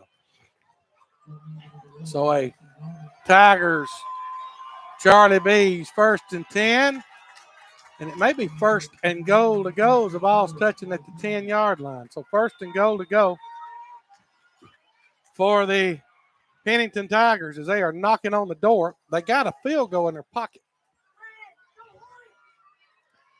And I have just been so impressed by Connor Timmerman. He has been fantastic. He threw 1 bad pass. So 2 receivers to the left and 2 to the right, and he's got a man out there. Almost a great catch and almost a great interception. Well, the ball thrown up again gave his receiver a chance to make a play, but Again, Locust Fork did a really good job. Jackson Wiley came through, fought through some of the contact, able to knock it down. Again, brings up 2nd down and goal. But So 2nd and goal from the 10. Can the Hornets rise up? I think if they get to 4th down, they're gonna kick a field goal. If you just make your extra points, you're not worried about them taking the lead. There is a quarterback run, and he'll get 3 or 4 yards. So to bring up 3rd and goal. Well, they got the sticks up there. I guess you can get a 1st down. Or are they just laying back there? Well, they're saying 3rd and 5, ball on the 5. I think it's 3rd. I guess it's the goal line. They look like they're holding those things. So 3rd down. Big down right here. Here comes Connor. He'll bark his call. He'll look to the sideline. 13 seconds. I'm running that thing, buddy. They've had a lot of success running it. And they moved. And they moved.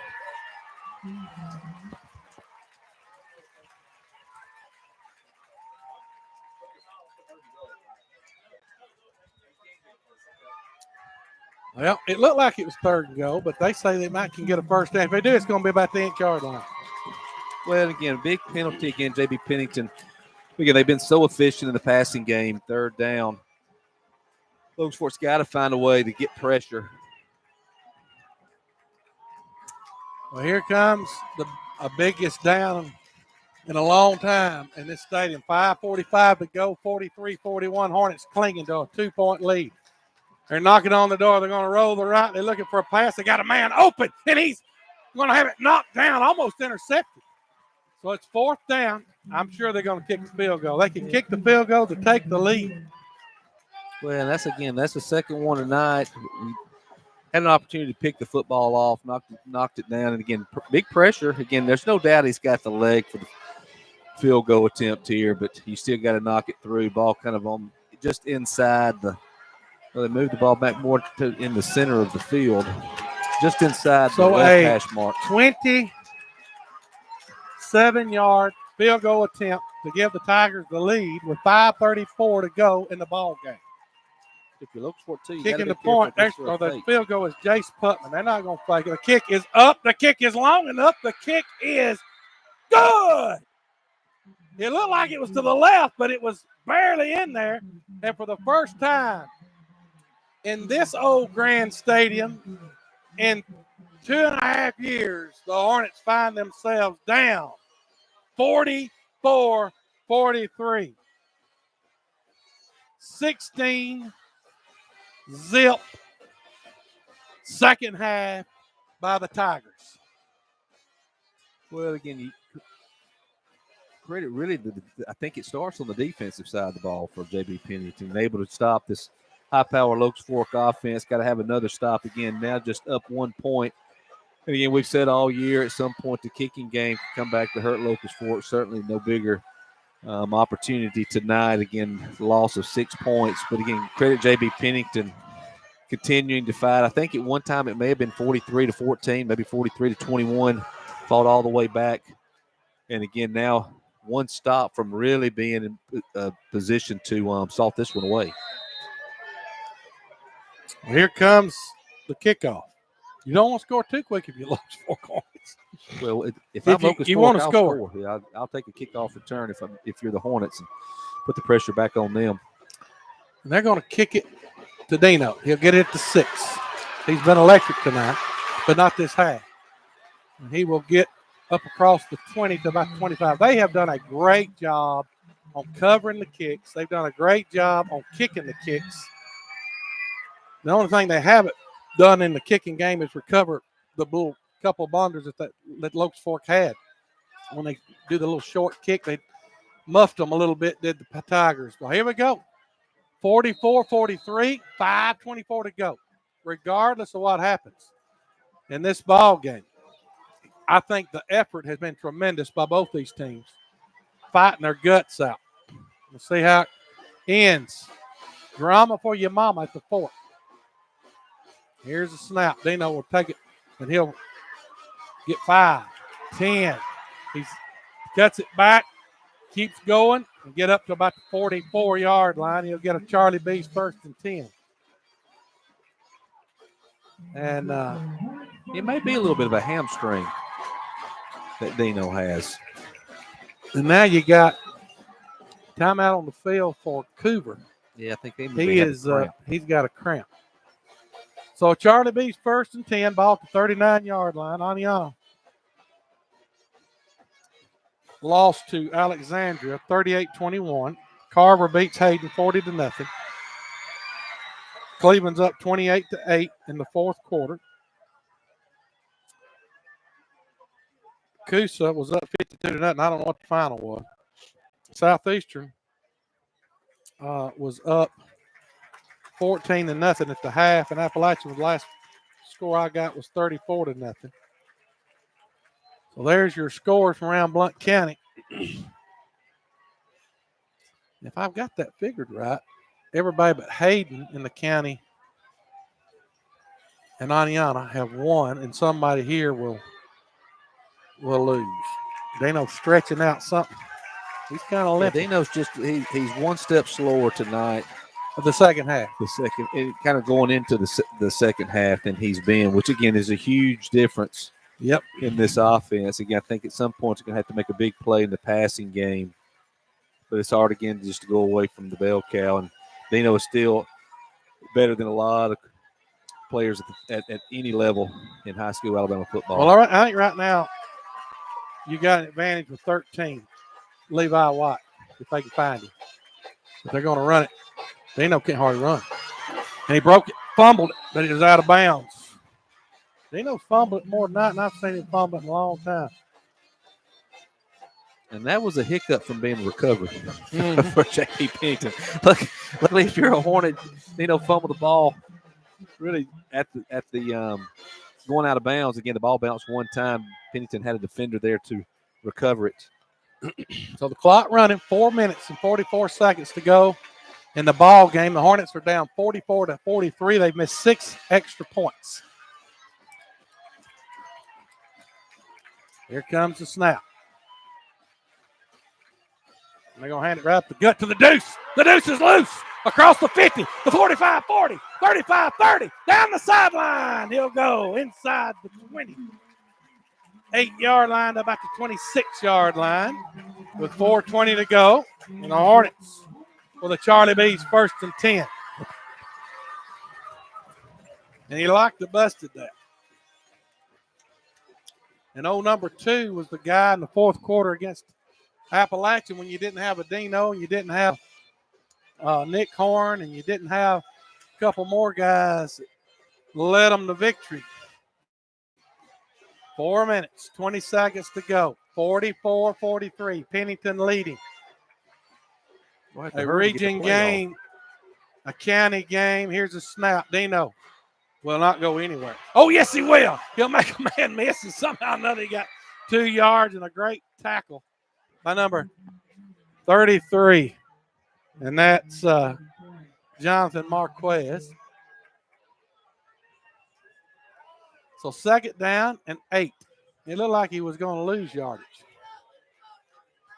3:46 to go. Clock running. Dino has scored 6 touchdowns tonight. The 7th would be his best if you're a Hornet fan.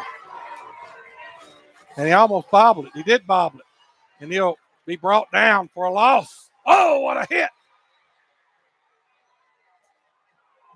And I mean, he got hit while standing up. And the Hornets may have to call a timeout. Dino is tough as a pine knot. The snap was bad. He bobbled the snap. And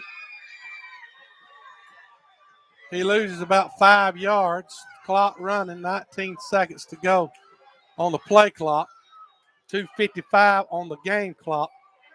Somebody's got to make a play. We'll see who it is. Here's Dino. He'll get it. He's going to throw it. He's looking. He's got a man out there. And he's a little bit long. But you got a flag to play. Holding against the Hornets. or holding against. It's either against the Hornets or against the holding against Locust Fork. Probably decline it.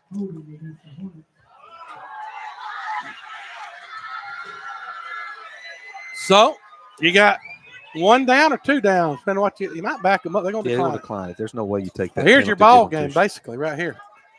4th down and 14.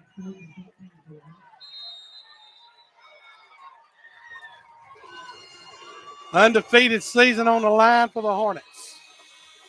And they'll call timeout. They got one left. So if you don't get this game's over. Barring a very unforeseen event, I agree with you. And I think, again, you've got to find a way to get the ball to Levi White. You're probably going to put somebody over the top, J.B. Pennington. I know I would. So you may have to go to a secondary receiver. But, again, Locust Fork had it, about 2nd and 8. And, again, the huge loss, the 3rd down play, and then the penalty that was declined. Well, I'm going to tell you something. Pennington has done a fantastic job. I am as impressed with a coaching job that Coach Cantrell has done as you could be.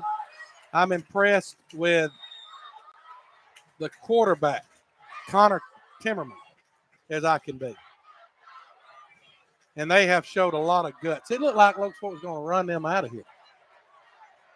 But the extra points missed and the inability to get a stop at the end of the first half and here in the second half has cost the Hornets. And the inability to score. Yeah, hadn't scored this half. That's right. Here's your ball game. They got an over-the-top safety. They're going to look. They'll throw it back to the other side. Touchdown, Hornets! And Mr. Do-It-All Dino makes a perfect pass to Levi White with 2:32 to go. Unbelievable. Well, and you called it, Greg. They had a safety over the top, rolled Dino to his left, but ran really kind of a post corner where Levi did a great job of selling the post over the middle, then broke it out back again to the corner route. Dino set his feet, and again now huge 2-point conversion. Locust Fork, again, at this point, a touchdown down to themselves on extra points. Huge conversion now, 2-point conversion for Locust Fork. Well, you got to get the 2-point conversion. What guts by both these teams. Locust Fork down to their 4th down, and Dino throws a absolute perfect pass. Here's your 2-point conversion. Dino will take it, cut it back. Cuts it back to the left, and he'll walk in the end zone for the 2-point conversion. And it is 51-44 with 2:32 to go. Howdy, doody, tutti frutti for both these teams. They played their hearts out. If you love Blount County, you are missing a classic. It has not been beautiful, but it's been guts. It's been determination, and it has got a lot of time to go in this ball game with 2:32. Unbelievable. Well, 42-8 is the final on Appalachian. 59-0 the final in Susan Moore. I'm not sure what the odds were on that 4th and long. Again, you knew that they're looking for Levi White, and I think, again, Locust Fork with a great design in that they gave the look that they understood that they had taken Levi away, so they were going to roll out to the left. And, again, now it comes down again. You know, Locust Fork has been successful a couple of times on the onside kick. If they're going to have that same approach, I got to have Levi White back out there just in case you get that bounce. I don't know that I don't try to pooch it over the top of them, Greg, and try to kick the ball down around that 25-yard line and see if I can't race the Pennington return guy to the football. But the first thing you got to do is defend the kickoff. Yep. Well, here comes the kickoff. And they will. They'll kick it all the way back to the 20. Here comes the Tigers. And they'll be brought down about the 39, and you probably do better there than you've done all night long. Well, only than when Locust Fork's been able to recover it. Again, you know, you're looking for perfection. If Omar could have kicked the ball a little bit further down the hash mark, almost take a shot at it potentially being out of bounds. I think that's what Billy's telling him now. I think that there was a wide open part of the field. But again, the young man, I thought he may had some adrenaline and again showed some signs. He's got a little bit of a leg. He just got to figure out where it's going at time. And now again, can Locust Fork get one stop this second half? Well, here comes the Tigers with a chance to tie it with a touchdown. Connor Timmerman's been awesome tonight. Here's Connor. He'll let her fly. Got a man open. Can he catch it? No, sir. What a throw by Connor. He hit him in the breadbasket, but he couldn't hold on. Aaron Lynn. Yeah, almost the ground, I think, caused that. Again, ball was thrown kind of straight over the top of his head. Really did a good job of selling his route. And again, Connor, he is not the fastest kid in Blount County. He's probably way down the list, the fastest guy on this field, but he's so smooth and, again, keeps his eyes down the field. And, again, he has to do a really good job of selling the defenders with his eyes because he doesn't have a lot of hip action, but somehow he's able to put a move on, get outside the pocket. And, again, huge break that time for Locust Fork with the pass fell incomplete. And if you're Locust Fork, I think at some point, Greg, you've got to bring pressure and take a chance to try to get it on him. And now timeout by Pennington. Timeout called by the Tigers. The Hornet fans on their feet. The Tiger fans on their feet. Classic. At the Fork, a barn burner, a heart stopper, a dry mouther. I had to go get me a drink. Greg in need of a mint. I'm in need of everything right now. And I love it because I see the determination by both these teams fighting their guts out. Locust Fork jumped all over the Tigers. They was up 43. I can't remember what it was at one time. I don't think Locust Fork ever got up by 4 touchdowns. I think the biggest lead was 3. But the Tigers kept coming back. If the fair is this good, you need to go to the fair every night. It's all this next week. If the radiothon's this good, you need to show up, and you need to be there for that too. We got 2 big events going on this week with the Blount County Fair and the Education Foundation Radiothon. So be at those things. There's 2:17 to go in the ball game. The ball is setting at the 40-yard line of the Pennington Tigers. Locust Fork leads by 7, 51-44. An undefeated streak on the line for the Hornets. They're going for their 17th consecutive game in a row to win in the regular season. Here comes the Tigers. Connor will flip it out here to Josiah. He breaks the tackle, but he'll get his first down and a big hit at the end of that play. But a Charlie B's 1st and 10 in the ball at the 47-yard line with 2:09 to go. No quit in this team of the Tigers. I'm going to stand up. 1st and 10, Tigers. Charlie B's 1st and 10, 2:04 in counting. Tigers trail by 7. 3 receivers to the right, 2 to the left. It'll be a shame for whoever loses this game. They'll fire it. It's almost intercepted as Levi White almost snuck in there to pick it off. 2nd down and 10. What a game.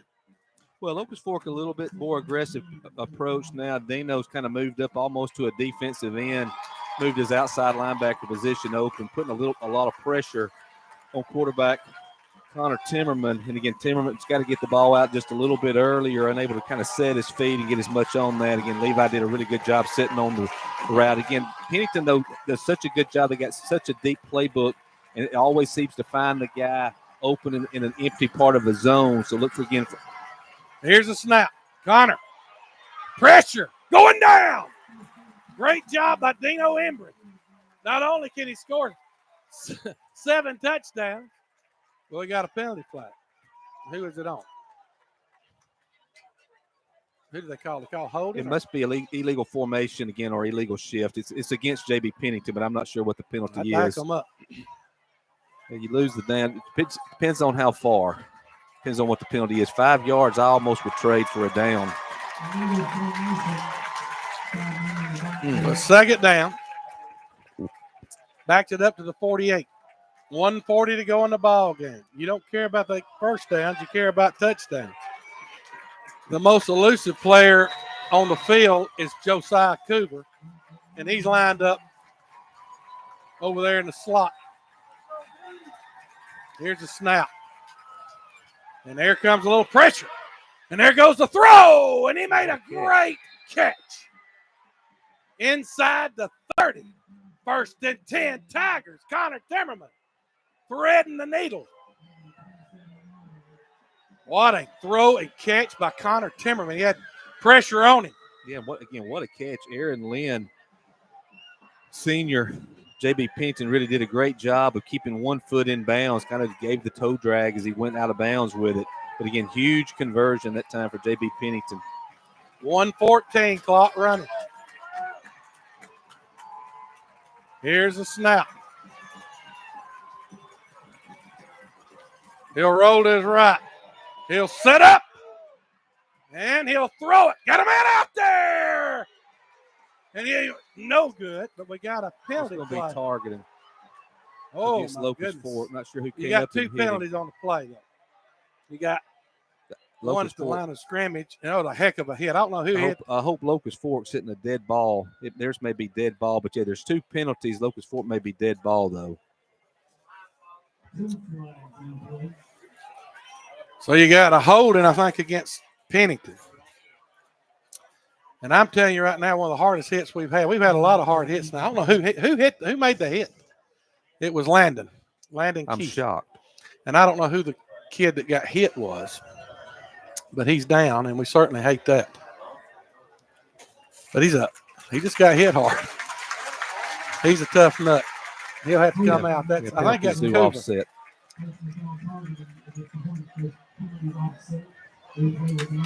So both penalties will offset. So you got targeting against the Hornets.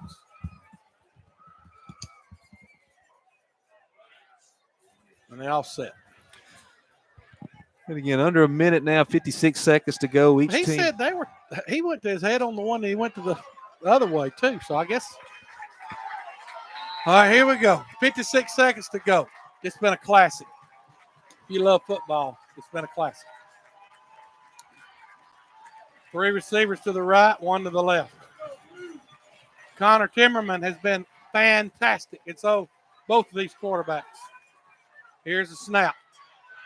They'll step up in the pocket. He'll float it over the head of Cantrell out of bounds. So that's 3rd down with 50 seconds. If you're the Hornets, you're saying the clock's not running fast enough. If you're the Tigers, you're saying stop that clock. Well, and here's what J.B. Pennington, again, you got them in 3rd down and 10. They've just had so much success in this down and distance, and even once you get them to 4th down. Again, does Locust Fork have the courage to bring extra pressure, play man over the top, or are they going to play coverage defense? Again, nice chess match offensively and defensively by both coaching staffs. Here's the snap. Oh, got a hold of it. Oh, it's intercepted. And they'll get out on it, and the Hornets are going to find a way to get out of here finally. 52 dropped 2 of them, but he got the one that ended. Howdy doody, tutti fruity. They get 1 stop the second half.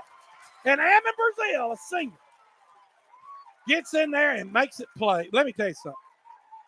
Locust Fork's going to win this game. We hope. Again, if you're a Hornet fan, you do. But I'm telling you, if you are a Pennington Tiger, you have got to be proud of your Tigers. Now, I've seen snaps tonight, so it's not over. You are correct. It is not over. But if they just snap the ball, the game is over. I agree with you. J.B. Pennington, and you know, I go all the way back to the media days. Yes. When the coach came in, you know, you were so impressed, and you just didn't know if he'd have enough time this year. If you're a Locust Fork fan, is there a way we can get them off our schedule? Because I think he's going to build. Well, he's going to lose 18 seniors. Well, that has a lot to do with it too. Yep. You inherit a kind of a senior laden team like that. But I've said all along, I think J.B. Pennington was going to surprise a lot of people. I still think they're a potential playoff team. I do too. You go down. If Locust Fork's able to get out with a victory at this point, you got Walter Wellborn, Piedmont, Locust Fork, and then you've got Westbrook Christian and J.B. Pennington, and boy, you talk about a football game. I think that's going to be an outstanding football game.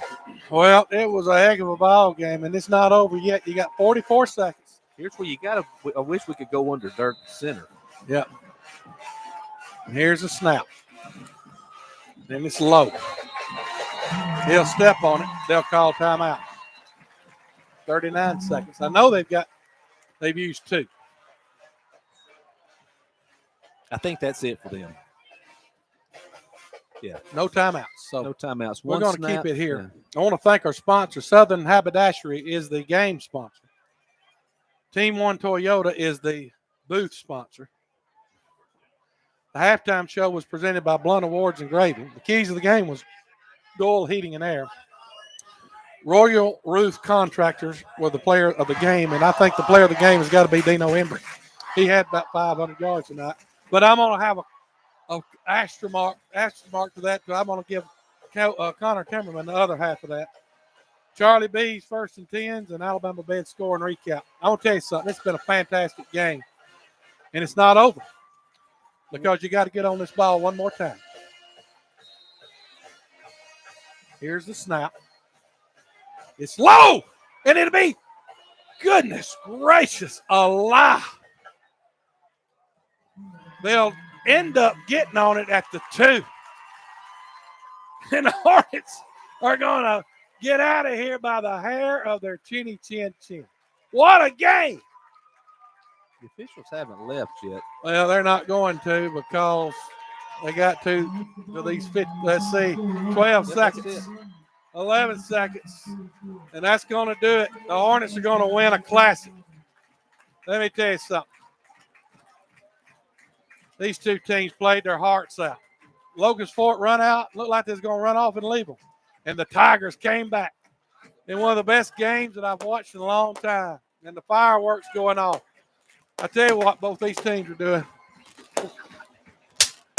And maybe a wake-up call for some defenders for the Hornets tonight. But Connor Timmerman impressed me tonight.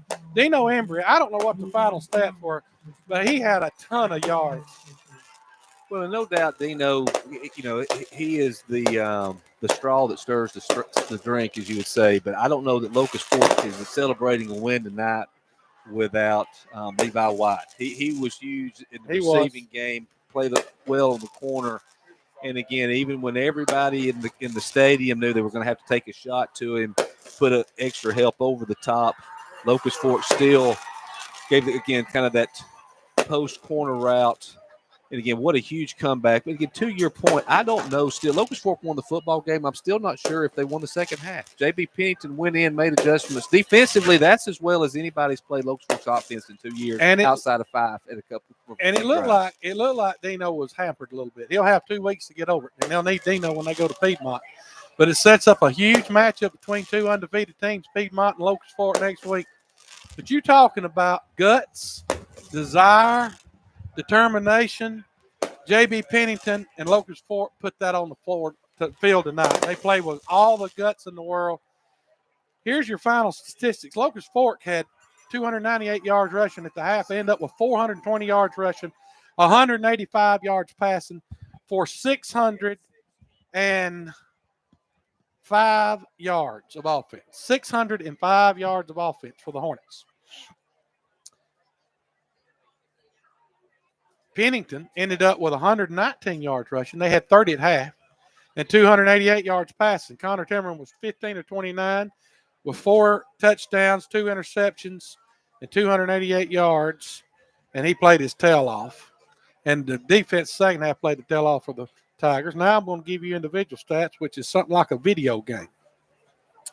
Dino Embry rushed for 329 yards. He had 5 touchdowns. He had 108. Add this up. Get your little calculator out there. He had 329 yards rushing. 5 touchdowns. He passed for 185 yards and 2 touchdowns. So that's 7 touchdowns. And he had 514 total yards, 7 touchdowns. Dino, and it's not even close, in my opinion now. He's the best player to ever play at this school. And Locust Fork don't win without him tonight, baby. I'm just telling you. No, I don't disagree with that at all. Certainly, again, Dino is who he is. I go back to as well. And again, a lot of people deserve credit. Ammon, that you said, had 2 interceptions dropped, had the big interception at the end. I don't think Locust Fork wins tonight either without Levi White being out there. No. I'm telling you right now, Levi White is a weapon. And he ended up, let me see that, how many receiving yards he had. He ended up with 2 touchdowns, I believe.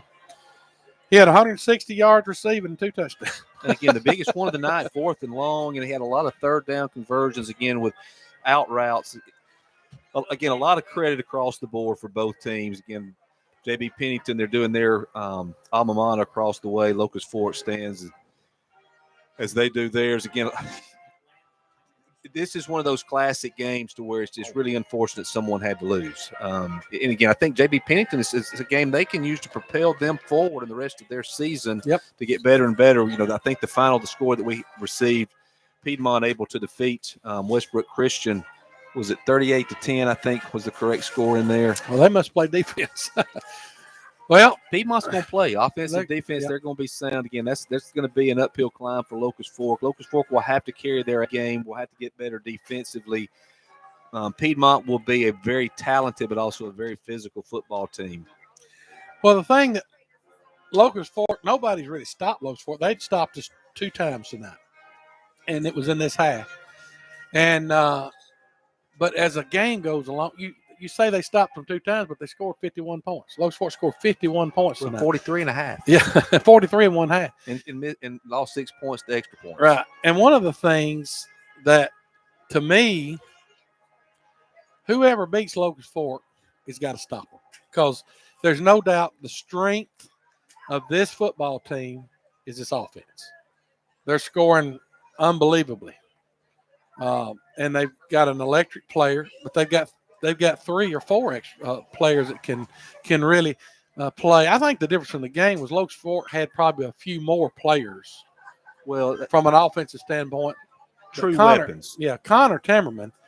I'm telling you, from last year to this year, Connor Timmerman has made so much of a improvement. Still just a junior, and he's just a junior. He's losing some of those guys that he's throwing to, but he's got a big one coming back, number 23, Caden Cantrell, who I thought played good, especially in the second half. And I love what I'm seeing.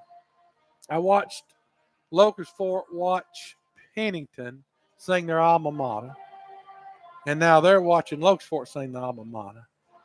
In a game where if you are a competitor, you got respect for the guys that was on the other side of the field.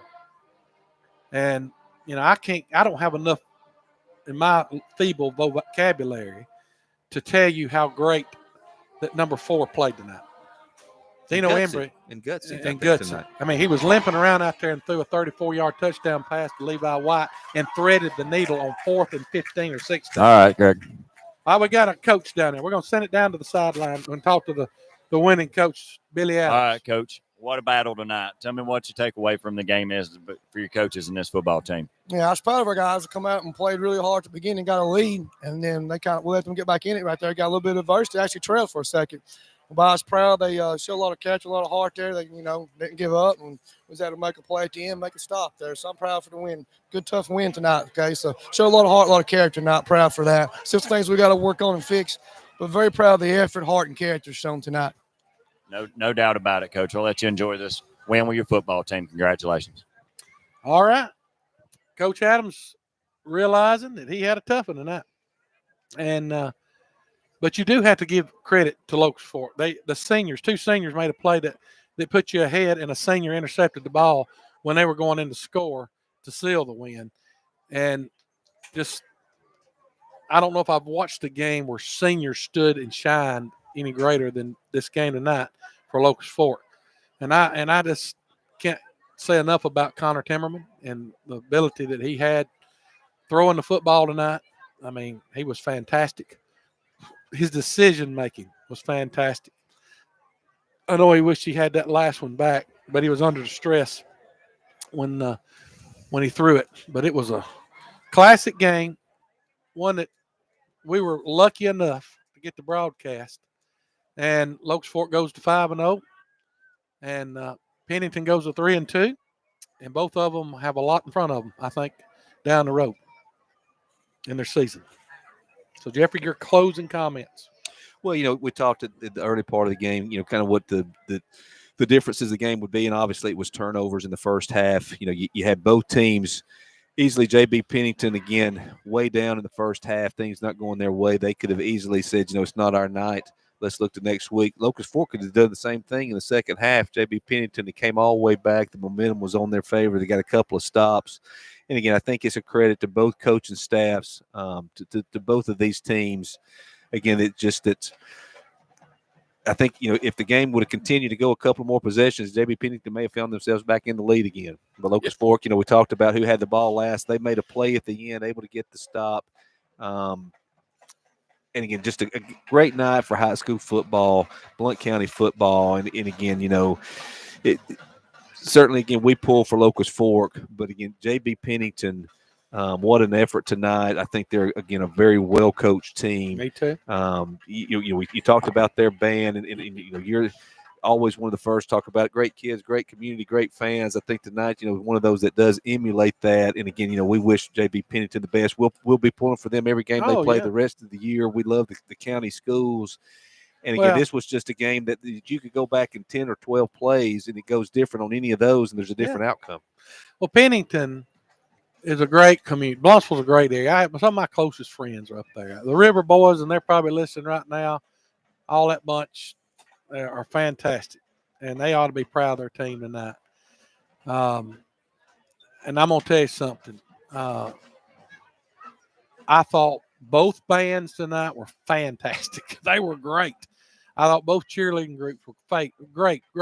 I thought that the student sections were fantastic. The fans, man, when Pennington got rolling, they were roaring. When Locust Fork got rolling, they were roaring. And it was just a back and forth classic game, and the kids played their hearts out. Was it the most beautiful game you ever seen as far as mistakes? No.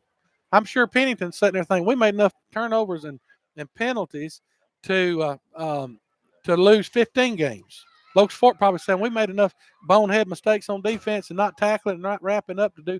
And I'm sure both teams were frustrated with some of the mistakes, but there's one thing I don't think you can be frustrated with, and that is the heart, the desire, and the guts of both these teams. It was just what I thought it would be, maybe a little bit closer than I thought it would be. I thought Locust Fork could win by a touchdown or two just off the eyeball watching film, but it was just what I thought. And I'm going to tell you something.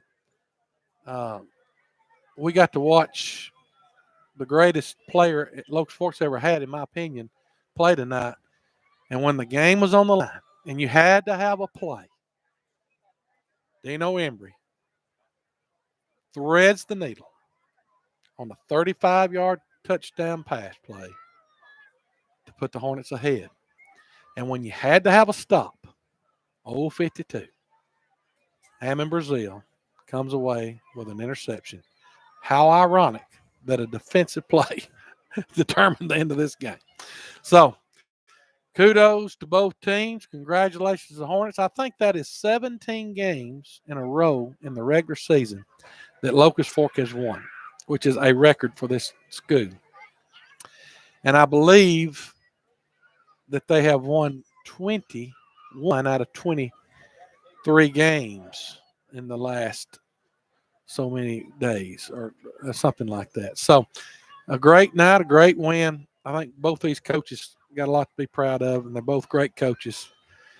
And that will be the final opponent for Locust Fork in the county as they go 3-0 in the county. And that'll be the end of the county play. But I'll tell you what we got now. Locust Fork's got to take on the toughest team in this region, and it will not be easy. This is from a Bluffsville fan. I'll read it on the air. The Embry kid is one of the toughest, hard-nosed players I've seen play in a long time. I'd say one of the best ever from this county. That's from a Bluffsville. Nothing but respect. Same way I have for the kids from Pennington. I mean, that's just what you see after something like this. So, the final score, 51-44. Locust Fork wins this game by the hair of their chinny chin chin. Now, they got 2 weeks to prepare for Piedmont, and you got to get Dino straight. He's limping around a little bit. And in that timeout, I want to make sure I'm not real sure who Pennington plays. I want to give that before we go off the air. I think they play It may be West Point. Not West Point. Westbrook. I'm gonna find it out right here. So Pennington will travel back to the house. I believe it is. Just for some reason, this thing is taking forever. But Jeffrey, if you're in this timeout and you got 2 weeks to prepare, I know what I'm working on. I'm working on defense. Well, yeah, you're working on defense, probably working on a little bit of depth. Typically, you do a lot of self-evaluation. And again, it's not everybody. The evaluation is pretty easy for Locust Fork. You got to figure out a way to stop 4-2-13. Everybody sees the formula. It's just not always easy. It really comes down to personnel. But I'm not sure. Did you figure out who JB Pennington? Yeah, they play plays Cleveland. Cleveland. And that should be a game that'd be highly favored in. They got Cleveland Sachs. Oh, they don't play the tough ones. The 2 tough ones that I think are in the region. Piedmont and Westbrook, they play them the last 2 games of the year. So they got 2 losses. Locust Fork's got a 2-game lead on them, a 2-game lead on Westbrook now by this win. And Westbrook, I never got a final on the Sachs game tonight. Did you, Welborn and Sachs? So that's the only score I don't have from the region. I'd like to know who won the Welborn and Sachs game. I want to thank all of our sponsors. They won 26-14, so tight game up there in the Welborn Sachs. So I want to thank our sponsors and all those who's been listening. This was a great night for football and a great win for the Hornets. But I'm going to tell you something. Tiger fans, you ought to be awfully proud of your team. All right, that'll do it. 51-44. Thank you, Tim. Don't forget about the fair. Wednesday night's Faith Night. Going to have Brody Kroll up there around 6 o'clock. Get there. Free parking. $15 to ride all the rides, unlimited, and $5 to get in on Wednesday. So get up there. Get up there and be a part of the fair. And then Thursday is the Education Foundation Radiothon. Starts 7:30 that morning. I'll be on there all day long. Tune in and give money. Say good night, Jeffrey. Good night, everybody. Good night, everybody. We'll catch you next time on WCRL. At J&M Pharmacy, we're more than just a pharmacy. We're your neighbors who are committed to providing the best service possible with a smile. From filling your prescriptions to answering questions you have, we're here to help you live your healthiest life. Stop by and let our friendly team assist you. And Aniana trusts J&M Pharmacy. And we're going to get you want to do a check on the equipment for the Education Foundation Monday afternoon about 3? No, it's going to be about 1 or 2. Let me give you these scores so you can write them down. Final 59. Sorry. 59, you said 1 or 2 earlier. Here's the scores for tonight. 59-0. Coosa over Susamore. Give these again in just a second. Southeastern won 20-14 over Faultville. Aniana lost 38-21. Cleveland won 28-8. Carver beat Hayden 40-0. And Appalachian, I saw it. Appalachian. I don't know about Appalachian. It was 34-0. I never heard the final. All right. I don't know the final. All right, Tim, I'll catch you Monday. They're pulling me out of this press box. I love you, buddy. Proud of you. Thank you for all you do. Get all of them because I'm not sure I got them right for who was what. So. Okay. Well, thank you, buddy. Appreciate you. We'll I'll talk to you Monday about after lunch. Okay. Right. Bye. All right. Yeah, I'll try to eat and get back. Thanks. Bye-bye. Good night. Do what? No, I ain't going. I'm just going to take my computer.